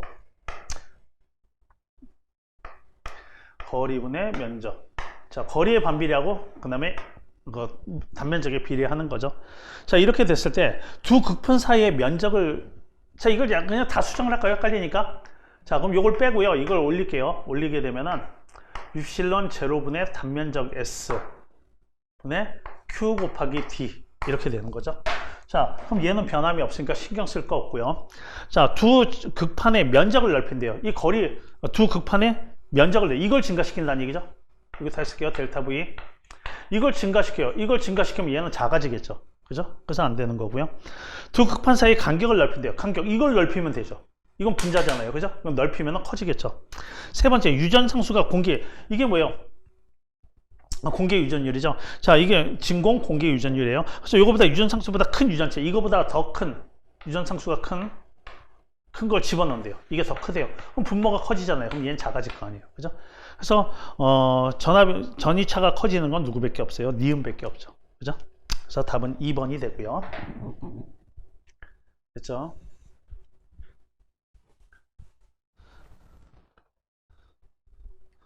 (17번이요) 전자기력 문제죠. 자, 질량이 m이고, 지금 여기 질량이 m이에요. 질량이 m이고 전하량은 q예요. 그 다음에 여기 양 극판의 전이차가 얼마래요? 델타 V. 이렇게 되는 거죠. 자, 그래서 이 전하가 여기가 플러스고 마이너스죠. 그래서 이게 뭐야? 가속 전압이나 마찬가지죠. 이 전압 차이에 의해서 어떻게 돼? 얘가 속도가 점점점 빨라져서 여기로 튀어나가겠죠. 그래서 V의 속도로 여기 튀어나갈 거예요. 이렇게 V의 속도로 딱 튀어나가는데 얘가 플러스 승질을 띠고 있죠. 플러스 승질을 띠고 있으니까 자기장은 지금 들어가는 방향이고 플러스 전하가 움직이는 방향이 전류의 방향이죠. 그럼 힘은 이쪽으로 받죠. 그래서 이쪽으로 원운동을 하게 되는 거죠. 자, 그래서 형광판 여기에 도달하는 모습을 나타낸 것이다 라는 얘기죠. 그죠? 자, 이렇게 됐을 때 이에 대한 설명으로 옳은 것은 그랬어요. 자, 델타 V를 2배로 하면 R은 2배가 된다. 2배가 된다 그랬는데 식을 약간 정리를 한번 해볼까요? 첫 번째 뭘 하냐면은, 자, 이 운동 에너지, 튀어나온 전하의 운동 에너지가 어떻게 계산합니까? 2분의 1 mv 제곱이겠죠. mv 제곱이고, 우리가 어떻게 계산해요? 우리가 전자 같은 경우에 에너지를 어떻게 계산합니까? 전자볼트 이렇게 하는 것처럼 뭐로 계산합니까? QV로 계산을 하죠. QV 이렇게. 이건 전하량이 전자전하량이면 2로 고치는 거고요. 그래서 운동 에너지는 이렇게 계산을 했어요. 이렇게 계산을 했고, 그 다음에 힘을 보게 되면은 F는 MA죠. 힘을 받아서 이렇게 움직이잖아요. F는 MA인데 원운동에서 A가 어떻게 돼요? M 곱하기 R분의 V 제곱 이렇게 되겠죠. 그죠? 그 다음에 전하가 받는 힘은 어떻게 해요? QVB 이렇게 계산하죠. 요식 기억나시죠? 그죠? 유도 과정은 생략할게요. 자, 그래서 식을 다시 보면 요거 지우고 요거 지우면 식이 어떻게 되냐면, 이제 V에 관한 식으로 R에 관한 식으로 고쳐볼게요. 그러면 R은 얼마가 돼요? 반지름 R은 넘어가고 QB가 내려가겠죠. QB 내려가고 MV 이런 식이 성립을 하겠죠. 자, 그래서 델타 V를 2배로 한대요. 델타 V. 자, 요 값이 몇 배가 된대요? 2배가 된대요. 2배. 2배가 되면 운동 에너지가 몇 배가 돼요? 2배. 그러면 속력은 얼마가 돼요? 속력은 루트 2배 이렇게 되겠죠. 자, 루트 2배가 되겠죠. 자, 이렇게 됐을 때 반지름은 어떻게 되냐? 그럼 얘가 속력이 어떻게 돼요? 얘가 루트 2배가 된 거죠. 루트 2배. 다른 건 변함이 없고 루트 2배가 됐으니까 반지름도 루트 2배가 커지는 거죠. 2배가 되는 게 아니라. 그래서 루트 2배가 커집니다. B의 크기를 2배로 하면은 다른 건 변화 없이 B의 요거 분모예요. 분모. 요게 2배가 되면 얘는 어떻게 돼요? 2분의 1이 되겠죠. 그래서 맞고요. B의 방향을 반대로 한대요. 아까 전에 이렇게 됐었잖아요. 얘가 들어가고 전류가 이쪽에서 힘을 이렇게 받았잖아요. 근데 만약에 이게 나오면 어떻게 돼? 이렇게 되고 전류는 그대로니까 이쪽으로 힘을 받겠죠. 반대로 이쪽으로 가겠죠. 그래서 입자의 이동 경로는 어떻게 돼요? 오른쪽으로 휘어진다. 맞는 말이 되죠. 그래서 니은 디귿이 맞습니다.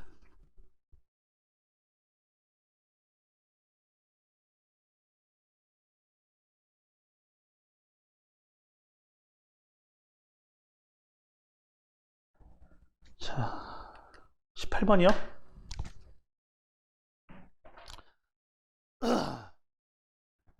자, 여기 300오hm 있고요. 이거는 뭐예요? 이거는 코일이죠, 코일. 만약에 축전기가 있다고 할게요. 축전기가 있으면 이 회로가 뭐가 되는 거면 R, L, C 회로가 되죠. 근데 지금 현재 축전기가 없어요. 축전기가 없으니까 그냥 RL 회로가 되는 거예요. 근데 우리는 기본적으로 RLC 회로를 그냥 풀고, 만약에 축전기 없으면 축전기를 빼고 풀면은 그게 뭐가 되는 거예요? RL 회로가 되는 거고, 만약에 코일이 없다 그러면 코일을 빼면 RC 회로가 되는 거예요. 그러니까 우리는 RLC 회로를 기준으로 할게요. 자, 그림과 같이 저항값이 300. 300 맞죠? 그 다음에 얘는 인덕턴스가 어떻게 돼요? 자체 유도 계수가 2헬리래요. 2헬리. 그 다음에 각 진동수가 200 라디안 퍼 세크 이렇게 나왔고요. 전압의 최대값이 100V 이렇게 나왔어요. 2헬리 300옴. 그렇죠? 그랬을 때 전압의 최대값이 100V인 교류 전원에 연결됐을 때 저항에서 소비되는 전력, 여기서 소비되는 전력의 최대값은 얼마냐? 이런 얘기예요. 자, 근데 여기서 소비되는 전력은 어떻게 해요? 전력은 P는 VI로 계산하는 거잖아요. VI. 이렇게 계산을 하는 거잖아요. 그죠? 그러면 여기 걸리는 전압이 얼마인지 알고, 그 다음에 전류가 얼마인지 알면은 풀 수 있는 거잖아요. 자, 근데 여기 흐르는 전류는 여기와 여기가 직렬이잖아요. 직렬이니까 여기 흐르는 전류는 여기도 흘러요. 그렇기 때문에 이 저항과 이 저항의 합을 구해서 100V로 계산을 하게 되면은 어떻게 돼요? 전류를 구할 수가 있겠죠. 그죠? 코일은 저항이 아니지만 저항 효과를 나타내죠. 그죠? 교류 전원이니까 전류가 이렇게 흘렀다 이렇게 흘렀다 할 거 아니에요. 그럼 여기 저항 효과가 나타나요. 그 저항 효과를 갖다가 우리는 뭐라 그래요? 인덕턴스, 리액턴스라고 하죠. 그래서 여러분 이건 꼭 알아 놓으셔야 돼요. 자, 코일의 리액턴스는 얼마가 돼요? 2파이 곱하기 진동수 곱하기 고유진동수 곱하기 L 이렇게 풀죠. 그죠? 자체 유도 개수죠. 여기는 2헬리 집어넣을 거예요. 그 다음에 축전기 같은 경우에 축전기 같은 경우에는 2파이 F, 이건 뭐예요? 전기용량이죠? 분의 1 이렇게 되는 거죠. 기억하시나요? 얘는 진동수가 크면 클수록 어떻게 돼요? 저항 효과가 증가를 해요. 얘는 어떻게 돼요? 진동수가 커지면 커질수록 저항 효과가 줄어들게 되는 거죠. 그래서 지금 뭘 구하는 거예요? 그래서 임피던스를 구하는 거예요. 임피던스란 전체 저항을 구하는 거예요. 전체 저항 효과.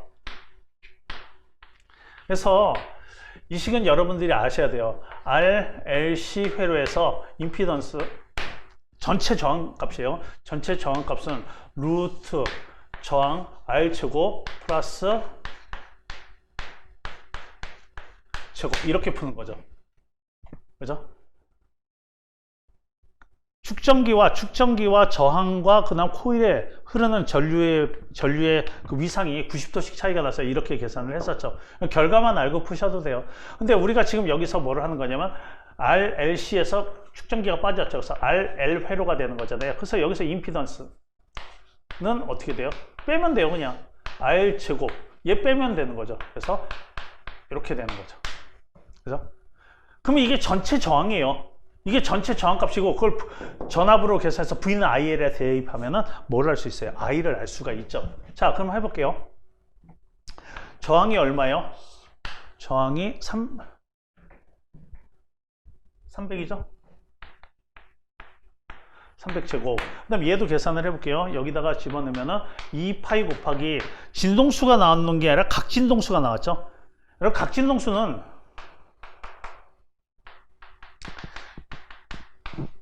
이거죠. 진동수에다가 2파이를 곱한 값이 바로 뭐가 되는 거야? 각진동수가 되는 거죠. 그래서 다시요. 2파이 F가 얼마라는 얘기예요? 지금 현재 200 라디안. 이렇게 되는 거잖아요. 그러니까 이거를 따로 진동수만 곱하는 게 이게 각진동수라고 생각하시면 되죠. 그죠? 그래서 그냥 200 넣으시면 돼요. 200. 그 다음에 2헬리. 이렇게 넣으면 되죠. 그럼 400이죠. 400의 제곱. 이렇게 되는 거죠. 그죠? 요게 각진동수라고 보시면 돼요. 이만큼이. 이거는 교류 전원의 진동수고요. 자, 그래서 이거 루트 베끼면은 3의 제곱, 4의 제곱, 5의 제곱이죠? 500의 제곱. 이렇게 나오겠죠. 500 이렇게 나오겠죠. 500의 제곱이니까 500 이렇게 나오겠죠. 됐어요. 자, 그럼 이쪽으로 다시 와서 V는 IR에다가 대입을 하는 거예요. V는 IR. 전압의 최대 전압 얼마라고요? 100. 그 다음에 I. 그 다음에 임피던스가 얼마예요? 이게 저항이죠? 저항 효과가 500.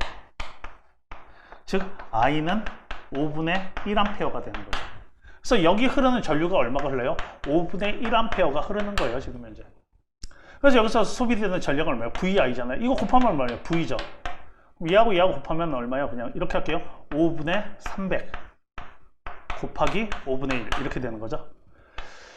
5, 6에 30, 60 5분의 60 됐죠? 12 이렇게 되겠죠. 되나요? 자, 그래서 12W가 됩니다.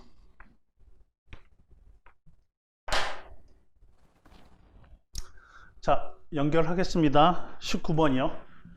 이거 키로이호프 문제죠. 자, 그림과 같은 회로에서 점 A와 B점 사이에 전이차가 얼마냐?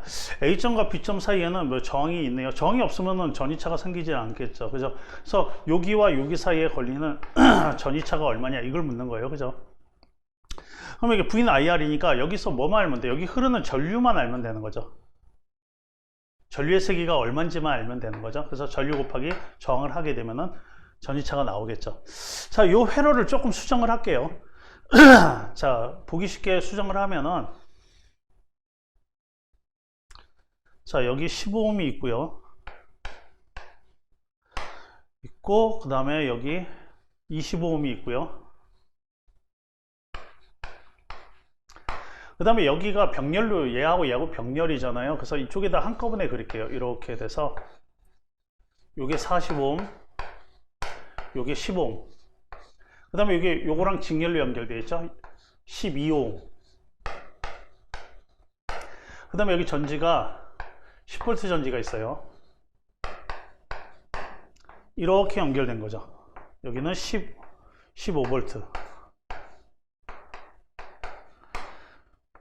그랬을 때 여기가 이제 A점이 되는 거고요. 그 다음에 여기가 B점이 되죠.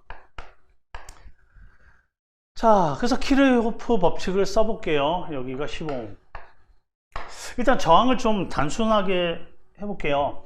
여기 이제 합성 저항을 구하면은 40분의 1 더하기 병렬이니까 10분의 1은 40분의 4, 40분의 5.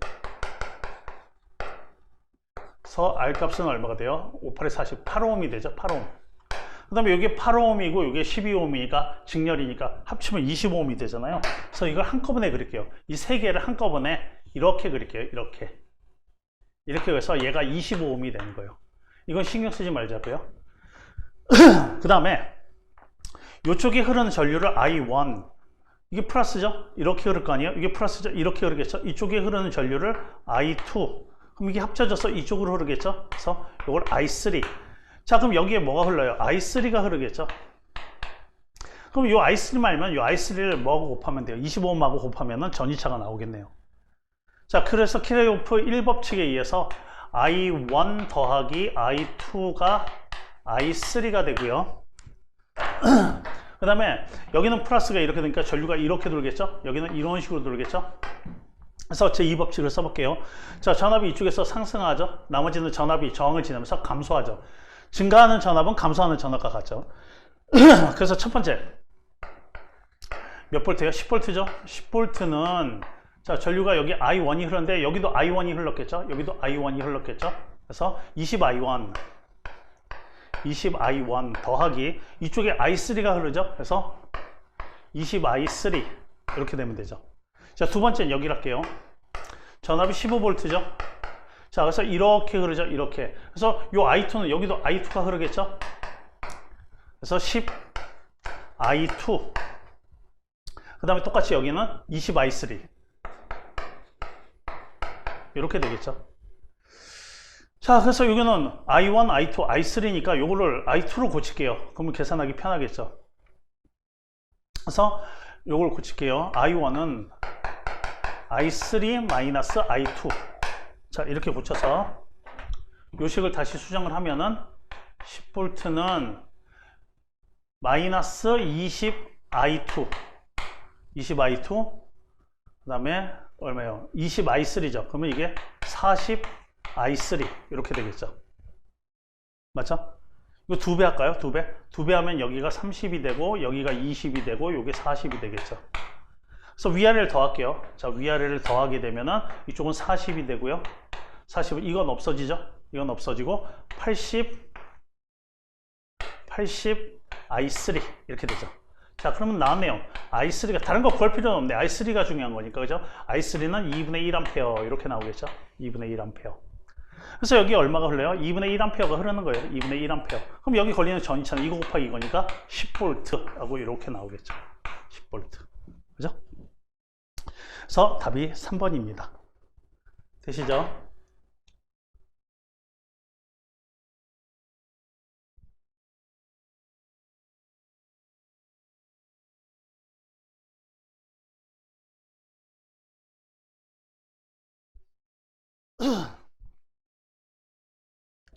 자, 20번이요.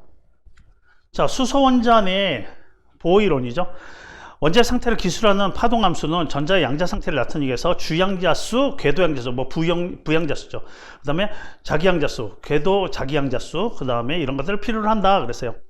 자, 일단 우리가 주양자수라는 거는 껍질이죠. 그래서 주양자수는 1, 2, 3 이렇게 있죠. 그죠? 그래서 0, 1, 2, 3 이렇게 했으니까 틀렸고요. 그 다음 니은 보면은 주양자수가 3일 때 주양자수가 3이에요. 주양자수가 3이면은 부양자수는 여기에 뭐가 있어요? 3이면은 주양자수 3일 때 궤도양자수는 3개의 허용된 값이 갖는다. 그럼 주양자수 3일 때 여기는 어떤 오비탈들이 있어요? S오비탈, P오비탈, D오비탈 이렇게 있겠죠? 그죠? 이게 어떻게 돼요? 0, 부양자수지만 0, 1, 2 이렇게 되겠죠. 그래서 궤도양자수, 즉 부양자수는 3개의 허용된 값이 있다. 0, 1, 2, SPD 이렇게 있는 거죠. 그 다음에 디귿, L꼴 3일 때, 또 L꼴 3일 때 L이 뭐 0, 1, 2, 3 이렇게 나가겠죠. L 값이 0, 1, 2, 3 이렇게 나갈 거예요. 그죠? 그래서 L꼴 얼마일 때? 3일 때 그랬어요. 이게 무슨 오비탈인데? S오비탈, P오비탈, D오비탈, 요건 F오비탈이죠. 그럼 얘는 자기양자수가 0, 얘는 오비탈이 3개가 있죠. 그래서 마이너스 1, 0, 1 이렇게 있는 거고요. 그 다음에 얘는 마이너스 2, 1, 마이너스 1, 0, 1, 2 이렇게 있는 거고요. 그 다음에 F오비탈 같은 경우에는 마이너스 3, 마이너스 2, 마이너스 1, 0, 1, 2, 3 그래서 몇 개가 있어요? 7개가 있는 거죠. 그래서 궤도 자기양자수는 7개의 허용된 값이 있다. 맞는 말이죠. 그죠? 자, 그 다음에요. 21번이요.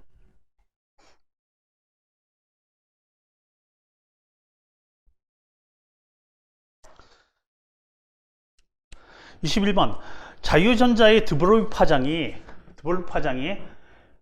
10피코미터를 10의 마이너스 12승이죠. 피코미터에서 5피코미터로 변했네요. 전자인데 자유전자의 드브로이 파장이 10피코미터에서 5피코미터로 변하기 위해서 전자에 추가되어야 하는 운동 에너지는 얼마냐 그랬어요. 자, 추가되어 우리가 에너지가 공급된 만큼 운동 에너지가 증가하는 거잖아요. 그래서 추가돼야 되는 운동 에너지는 얼마냐 이런 얘기를 하는 거예요. 자, 그래서 람다가 드브로이 파장이 이게 람다1, 이걸 람다2라고 할게요. 이때 속도를 V라고 할게요. V라고 한다면은 우리가 드브로이 파이 이렇게 계산하죠. 람다는 mv분의 프랭크 상수 이렇게 하는 거죠. 맞죠? 자, 이렇게 됐을 때 V는 어떻게 돼요? V를 다시 계산을 하게 되면은 m 곱하기 람다분의 프랭크 상수 이렇게 되는 거잖아요. 그죠? 근데 몇 대 몇이에요? 2대 1이죠. 2대 1. 그죠? 2대 1이에요. 그럼 속도는 어떻게 돼요? 1대 2가 되겠죠. 분모니까. 요게 2대 1이면은 속도는 1대 2가 되겠죠. 그래서 얘를 V로 놨을 때 얘는 몇 V가 돼요? 2V가 되겠죠. 됐죠? 자, 그러면 이때 전자에 추가되어야 하는 운동 에너지가 얼마냐? 얼마의 운동 에너지를 공급해야지 이런 변화가 생기겠느냐? 이런 얘기잖아요. 그래서 운동 에너지 변화량은 어떻게 돼요? 나중에 운동 에너지, 이게 더 크겠죠? 나중에 운동 에너지에서 처음에 운동 에너지를 빼주면 되겠죠. 그러니까 2분의 1 곱하기 전자의 질량, 이거 전자의 질량이죠? 곱하기 나중 속도의 제곱, 나중 속도가 2V의 제곱이죠. 마이너스 V 제곱 이렇게 되겠죠. 즉 얼마가 돼요? 2분의 얼마 이거 4, 1이죠? 그러니까 2분의 3 mv 제곱이 되겠죠. 요 v는 이건 2v니까 요 v를 얘기하는 거죠. 됐습니다. 자, 그렇게 됐을 때 운동 에너지는 얼마냐? 그래서 이 값을 계산을 하면 돼요. 그럼 우리가 이거 계산하려면 뭘 알아야 돼? 전자 질량을 알아야 되고 그다음 속력을 알아야 되겠죠. 그래서 속력은 이 식을 쓰면 되겠네요. 그래서 속력 다시 쓸게요. 속력은 자, 프랭크 상수 얼마로 노래요? 6 곱하기 10의 마이너스 6 곱하기 10의 마이너스 34승. SI 단위에 맞으면은 단위 안 써도 돼요. 결국 답이 다 뭐로 나와요? 미터 퍼 세컨드로 나오겠죠. 그 다음에 질량이 9 곱하기 10의 마이너스 31승 1승 곱하기 람다가 얼마요? 람다가 V였을 때 람다가 10피코미터죠. 10의 마이너스 12승이잖아요 피코가. 그러니까 얘는 1 곱하기 10의 마이너스 11승 이러면 되는 거죠. 자, 이걸 계산을 하게 되면은 얼마예요? 이거 계산하면은 3분의 2 곱하기 10의 31 마이너스 3승이죠. 마이너스 3 마이너스 11 마이너스 8승 이렇게 나오죠. 이렇게 나오겠죠. 그래서 여기 대입하면 돼요. 자, 귀찮지만 다시 해볼게요. 자, 여기 3 2 위에 뭐 전자 질량 있죠? 전자 질량 아까 얼마 나왔어요? 9 곱하기 10의 마이너스 31승. 자, 이렇게 나왔고요. 그 다음에 속력 나왔죠? 속력 이걸 곱하면 돼요. 그래서 여기 제곱해야겠죠? V 제곱이니까. 그럼 여기는 9, 여기는 4 곱하기 10의 16승. 이렇게 나오죠. 자, 근데 우리는 2분의 mv 제곱을 냈으니까 여기 단위가 뭐가 나와요? 줄이 나오죠, 줄. 그죠? 근데 여기서 물어본 거는 뭐로 물어봤어요? 전자볼트로 킬로 전자볼트로 물어봤잖아요. 일단 전자볼트로 계산한 다음에 킬로 전자볼트로 할게요. 그래서 여기 보면은 1 전자볼트는 1.5 곱하기 10의 마이너스 19승이라고 줄이라고 나왔잖아요. 그러니까 요걸 갖다가 뭐로 나눠요? 1.5 곱하기 10의 마이너스 19승으로 나와요. 그러면 이게 답이 뭐가 돼요? 전자볼트가 되겠죠. 그래서 계산을 하는 거예요. 자, 그래서 9 없어지고 9 없어지고 그 다음에 여기 2 없어지고 여기 없어지고 해서 2 남죠? 그럼 1.5분의 6이니까 4죠. 4 곱하기 10에 이걸 몇 빼면은 마이너스 15승이죠. 마이너스 15승에다가 마이너스 19승이면 이게 4승 이렇게 되겠죠. 4승 전자볼트 이렇게 되는 거죠. 됐나요? 근데 여기서 물어본 건 뭐예요? 킬로 전자볼트니까 1000으로 나눠야겠죠? 1000으로 나누니까 얼마예요? 40 킬로 전자볼트. 그래서 답이 이렇게 나오게 되죠. 그죠? 산수 문제예요. 그죠? 단위 환산 잘 하시고요. 그래서 답은 2번이 됩니다. 자, 22번이요.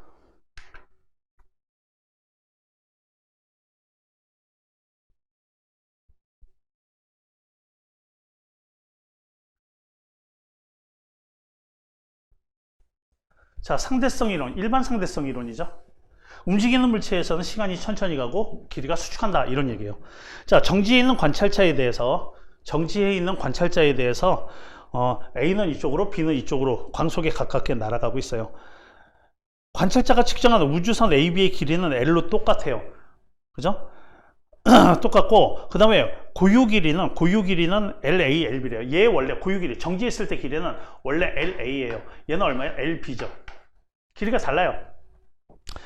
지금 속력이 어떻게 되냐면은 VA하고 VB하고 비교를 하면은 VB가 얘가 더 빠르대요. 결국 얘도 속도가 있으니까 길이 수축이 일어나겠죠. 길이 수축이 일어나서 얘 길이가 L이 되고 얘도 L이 된 거예요. 이렇게 된 거죠. 그죠? 그런데 이 길이보다 이게 짧아진 거예요. 길이 수축이 일어나서 길이가 같아져 보이는 거예요. 정지해 있는 관찰자가 봤을 때 두 개의 길이가 똑같아요. 그죠? 근데 속도가 누가 더 빨라요? 얘가 더 빨라요. 얘가 더 빨라서 얘가 길이 수축을 더 많이 한 거죠.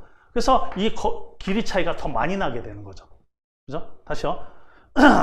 얘가 정지해 있는 관찰자가 봤을 때는 길이가 똑같단 말이에요. 원래 둘이 LA, LB 길이가 달랐어요. 근데 얘가 속도가 빠르다면 속도가 얘보다 얘가 더 빠르니까 얘가 길이 수축이 더 많이 일어난 거 아니에요? 많이 일어나서 L이 되고 얘는 길이 수축이 조금 일어나서 L이 된 거예요. 그죠? 그러면 제일 긴 거는 원래 길이가 제일 긴 건 누가 제일 길어요? LB가 제일 길고요. 그 다음에 LA가 그 다음이고요. 그 다음에 길이 수축이 일어나 L이 제일 작게 되는 거죠.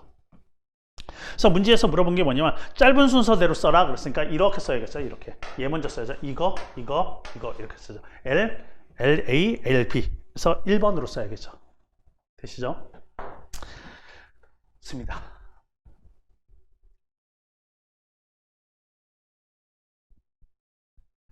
자, 그 다음 23번 문제요.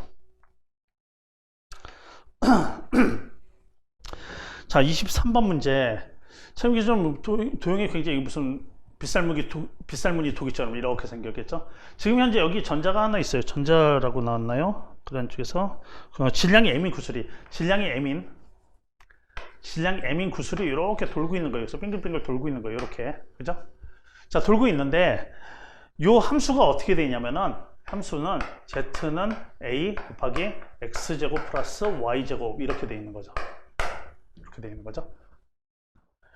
XY 평면에 대해서 원인 거, 이거 원의 방정식이잖아요. 그죠? 원이죠. 그죠? 그래서 이거 약간 수정해 볼까요? 그래서 X제곱 플러스 Y제곱은 루트 AZ의 제곱. 이렇게 생긴 거죠, 사실은. 이게 근데 뭐예요? 원의 방정식이죠. 요게 바로 뭐가 돼요? 반지름 R이 되는 거잖아요. 그죠? 우리가 알고 있는 그 원의 방정식 쓰는 거예요.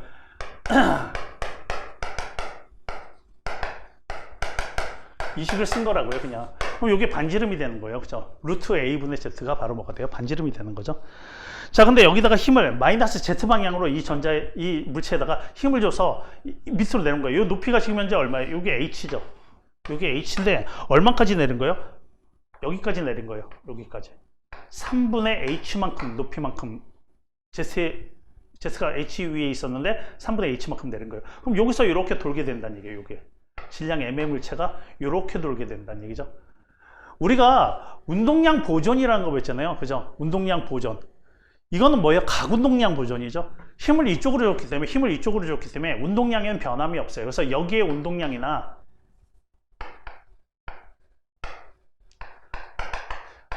여기에 각운동량이나 여기에 각운동량은 보존이 되는 거죠. 그러니까 스케이트 타는 사람들이 어떻게 돼요? 회전을 할 때 팔을 벌렸을 때보다 팔을 이렇게 오므려요. 그죠? 그럼 회전 반지름이 작아지죠? 그럼 더 빨리 돌게 되는 거잖아요. 그죠? 하지만 각운동량은 보존이 된다. 이런 얘기죠. 여러분, 운동량 어떻게 계산하나요? 운동량은 MV 이렇게 계산하잖아요. 그럼 각운동량은 어떻게 돼요? 여기다가 반지름을 곱하면 R, MV 이렇게 계산을 하죠. 그 다음에 V는 회전 운동에서 V는 각속도잖아요. 각속도. 그죠? 그래서 R, 오메가 이렇게 계산을 할 수가 있죠. 그래서 이 식을 다시 수정을 하게 되면은 V 대신에 R 오메가를 집어넣어요. 그래서 R 제곱 M 오메가 이렇게 되는 거죠. 식이. 이게 바로 각운동량 방정식이죠. 자, 그런데 지금 얘가 H 높이에 있었어요. H 높이에 있었어요. 그 H가 Z라고 칠게요. 요게 H가 되는 거예요. 요게 H 높이에 있었죠. 그죠? 이렇게 있었는데 밑으로 내려왔어요. 그래서 얼마가 돼요? 요게 반지름이 A분의 3분의 H가 되는 거죠. 이렇게. 그럼 아까보다 몇 배 줄어든 거예요? 루트 3분의 1이 줄어든 거예요.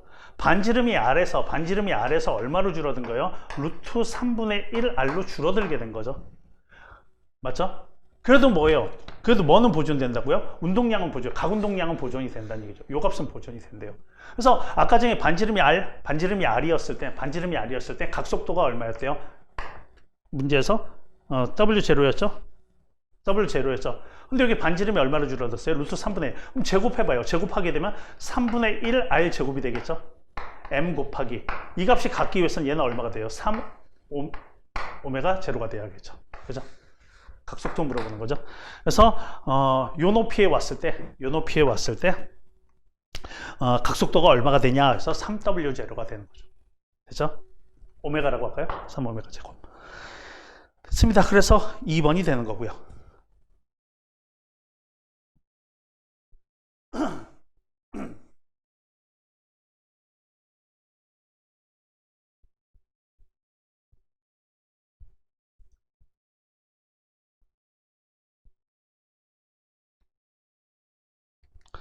자, 그 다음에요. 24번 문제요. 자, 관성 모멘트 얘기인데, 여러분들 이 관성 모멘트라는 거는 그냥 이렇게 물체가 관성은 어떻게 돼요? 물체를 밀게 되면은 외부에서 주어진 알점이 여기 때 계속 자신의 운동 상태를 유지하려는 성질이 이게 관성이잖아요. 근데 여기서 관성 모멘트는 뭐냐면 회전하는 물체예요. 회전하는 물체. 회전하는 물체가 그 회전력을 갖다가 회전하는 그 성질을 갖다가 계속 지속하려는 성질이 바로 뭐예요? 관성 모멘트가 되는 거죠. 그죠? 자, 관성 모멘트가 되는데 관성은 어디에 비례합니까? 질량에 비례하죠. 질량이 크면 클수록 관성이 커지잖아요. 그죠? 그래서 관성 모멘트도 어떻게 돼요? 질량이 클수록 커지게 되는 거죠. 근데 이 관성 모멘트 식을 갖다가 유도해서 문제를 푼다는 거는 좀 바보짓 같아요. 그래서 문제를 풀 때 여기가 꽉 찬 거, 그 다음에 가운데 구멍이 뚫려 있는 거, 그 다음에 구형인 거, 이것에 대한 관성 모멘트 값이 식이 다 다르죠. 그래서 그 식은 여러분들이 그냥 외우시는 게 더 편해요. 어쨌든 어디에 비례한다고요? 질량에 비례하죠. 질량에. 그래서 여기 보게 되면 식이 이렇게 되죠. 안쪽 반지름이 얼마예요? 스몰 r이고요. 그 다음에 바깥쪽 반지름이 얼마가 돼요? 라지 r이 되겠죠. 그래서 식이 관성 모멘트 뭐 적분하고 이런 거 하지 마시고 그냥 외우시는 게 편해요. 그래서 관성 모멘트가 얼마가 되냐면 2분의 1m 라지 r 제곱 플러스 스몰 r 제곱 이렇게 되는 거예요. 이 식은 외우셔야 돼요. 구가 다르고 그 다음에 속에 꽉 찬 게 다 달라요. 그때 유도하지 마시고 그냥 이건 통째로 외우세요. 자, 이렇게 풉니다. 자, 이렇게 됐는데 문제를 봤더니 전부 뭐가 나왔어요? 뭐 로도 나와 있고 L도 나와 있고 전부 이걸 부피로 환산한 거예요. 질량을 부피로 환산한 거에 불과해요. 자, 우리가 질량이라는 거는 어떻게 돼요? 자, 밀도라는 거는 부피분의 질량 이렇게 계산하죠. 그래서 질량을 뭐로 바꾼 거예요? 이게 넘어가서 로V로 바꾼 거예요. 질량을 갖다가. 그래서 로V로 바꿔서 일단 풀게 되는데, 자, 여기서 밀도가 얼마예요? 밀도는 로라고 나왔고요. 그러면 부피를 볼게요. 부피. 이 전체 부피. 여기가 꽉 차 있을 때 부피에서 여기 뻥 뚫린 거, 이 부피를 빼면 되는 거잖아요. 그죠? 그래서 부피를 먼저 보게 되면은 원래 큰 원통의 전체 부피가 얼마가 돼요? 전체 부피가 파이 r 제곱 그 다음에 길이가 얼마야? L이죠. 여기서 뭘 빼는 거예요? 파이 스몰 r 제곱 L 이걸 빼는 거죠. 그래서 부피는 얼마가 되는 거냐면 파이 L을 빼요. 자, 파이 L 이걸 뺍니다. 빼고 r 제곱 마이너스 스몰 r 제곱 이렇게 되는 거죠. 그래서 이 질량 대신에 집어넣을 거예요. 그래서 질량은 뭐예요? 질량은 로 V잖아요. 그래서 로 V, 질량은 로 V가 되는 거고, 그래서 로 파이 L R 제곱 마이너스 스몰 R 제곱 이렇게 되는 거고요. 이걸 여기다가 이제 집어넣을 거예요. 집어넣으니까 식이 어떻게 됩니까? 2분의 1 곱하기 얼마요? 2분의 1 로 파이 L 곱하기 2하고 곱하면 되죠. 여긴 플러스 마이너스잖아요. 그러니까 R 4승 마이너스 스몰 r 4승 이렇게 식이 나오겠죠. 그죠? 그래서 답이 이게 되는 거죠. 자, 이거는 여러분들이 요거까지만 유도를 하고요. 요 식은 여러분들이 외우고 계셔야 돼요. 아까도 얘기했지만 구하고 속에 꽉 찬 것까지도 관성 모멘트를 꼭 식을 외워 놓으세요. 됐습니다.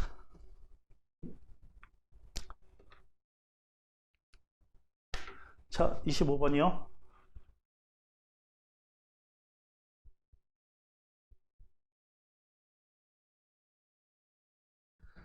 자, 25번. 자, 지금 여기서 물체를 갖다 이렇게 집어 던졌어요. 사선 방향으로 집어 던졌죠. 그래서 얼마래요? 22m/s래요. 자, 그럼 이거 수평선변으로 나누게 되면 요 속도는 얼마가냐면 11루트3이 되겠죠. 11루트3. 그다음 y축 값은 얼마가 돼요? 11m/s가 되겠죠. 이런 식으로 되겠죠. 1대 루트 3대 2 뭐 이렇게 되겠죠. 자, 0초일 때 물체가 지표면에서 30도 각도로 22m/s 속력으로 발사되었다. 이때 원점에서 17.4 여기서부터 여기까지 잘 안 보이시죠? 여기서부터 여기까지가 17.4m예요. 그죠? 자, 요 앞에 있던 트럭이 얼마의 속도로 움직여요? 10m/s로 움직이고 있는 거예요. 그죠? 그래서 평 시간이 지나면 이게 평 날아가겠죠? 날아가고 이제 트럭도 오겠죠? 그래서 여기 맞은 거예요. 여기 딱 여기서 만난 거죠. 트럭하고 공이 만난 거예요. 이렇게 날아와서 여기서 만난 거예요. 이렇게 됐을 때 언제 만났대요? t1초에서 만났대요. t1초에서 두 물체가 만났대요. 그렇게 된다면 이 시간이 얼마냐 이런 얘기죠. 시간이 얼마냐.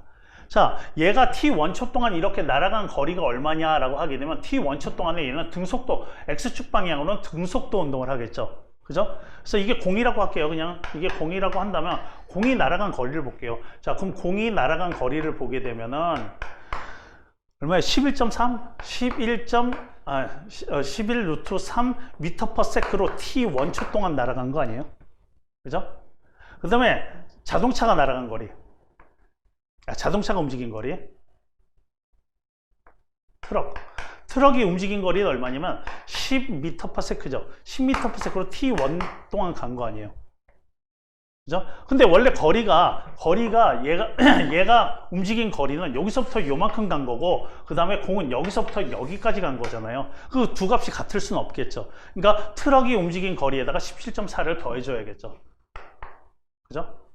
그래서 결국은 어떻게 돼요? 11 루트 3 t1은 뭐가 돼요? 10t1에다가 17.4 17.4m를 더한 값과 같게 되는 거죠. 그래서 이거 계산하시면 돼요. 루트가 나와서 좀 1.7로 고치래요. 그래서 1.7로 고치면은 11 18.7이죠. 18.7. 그래서 넘어가면은 8.7이 되죠. 8.7 t1은 17.4 이렇게 된대요. 딱 두 배네요. 27에 14 맞죠? 그래서 t1은 2초다 이런 얘기를 알 수가 있겠죠. 단순한 문제죠. 그래서 답 2번입니다. 자, 이렇게 해서 물리학개론 풀이를 마치겠습니다. 수고하셨습니다.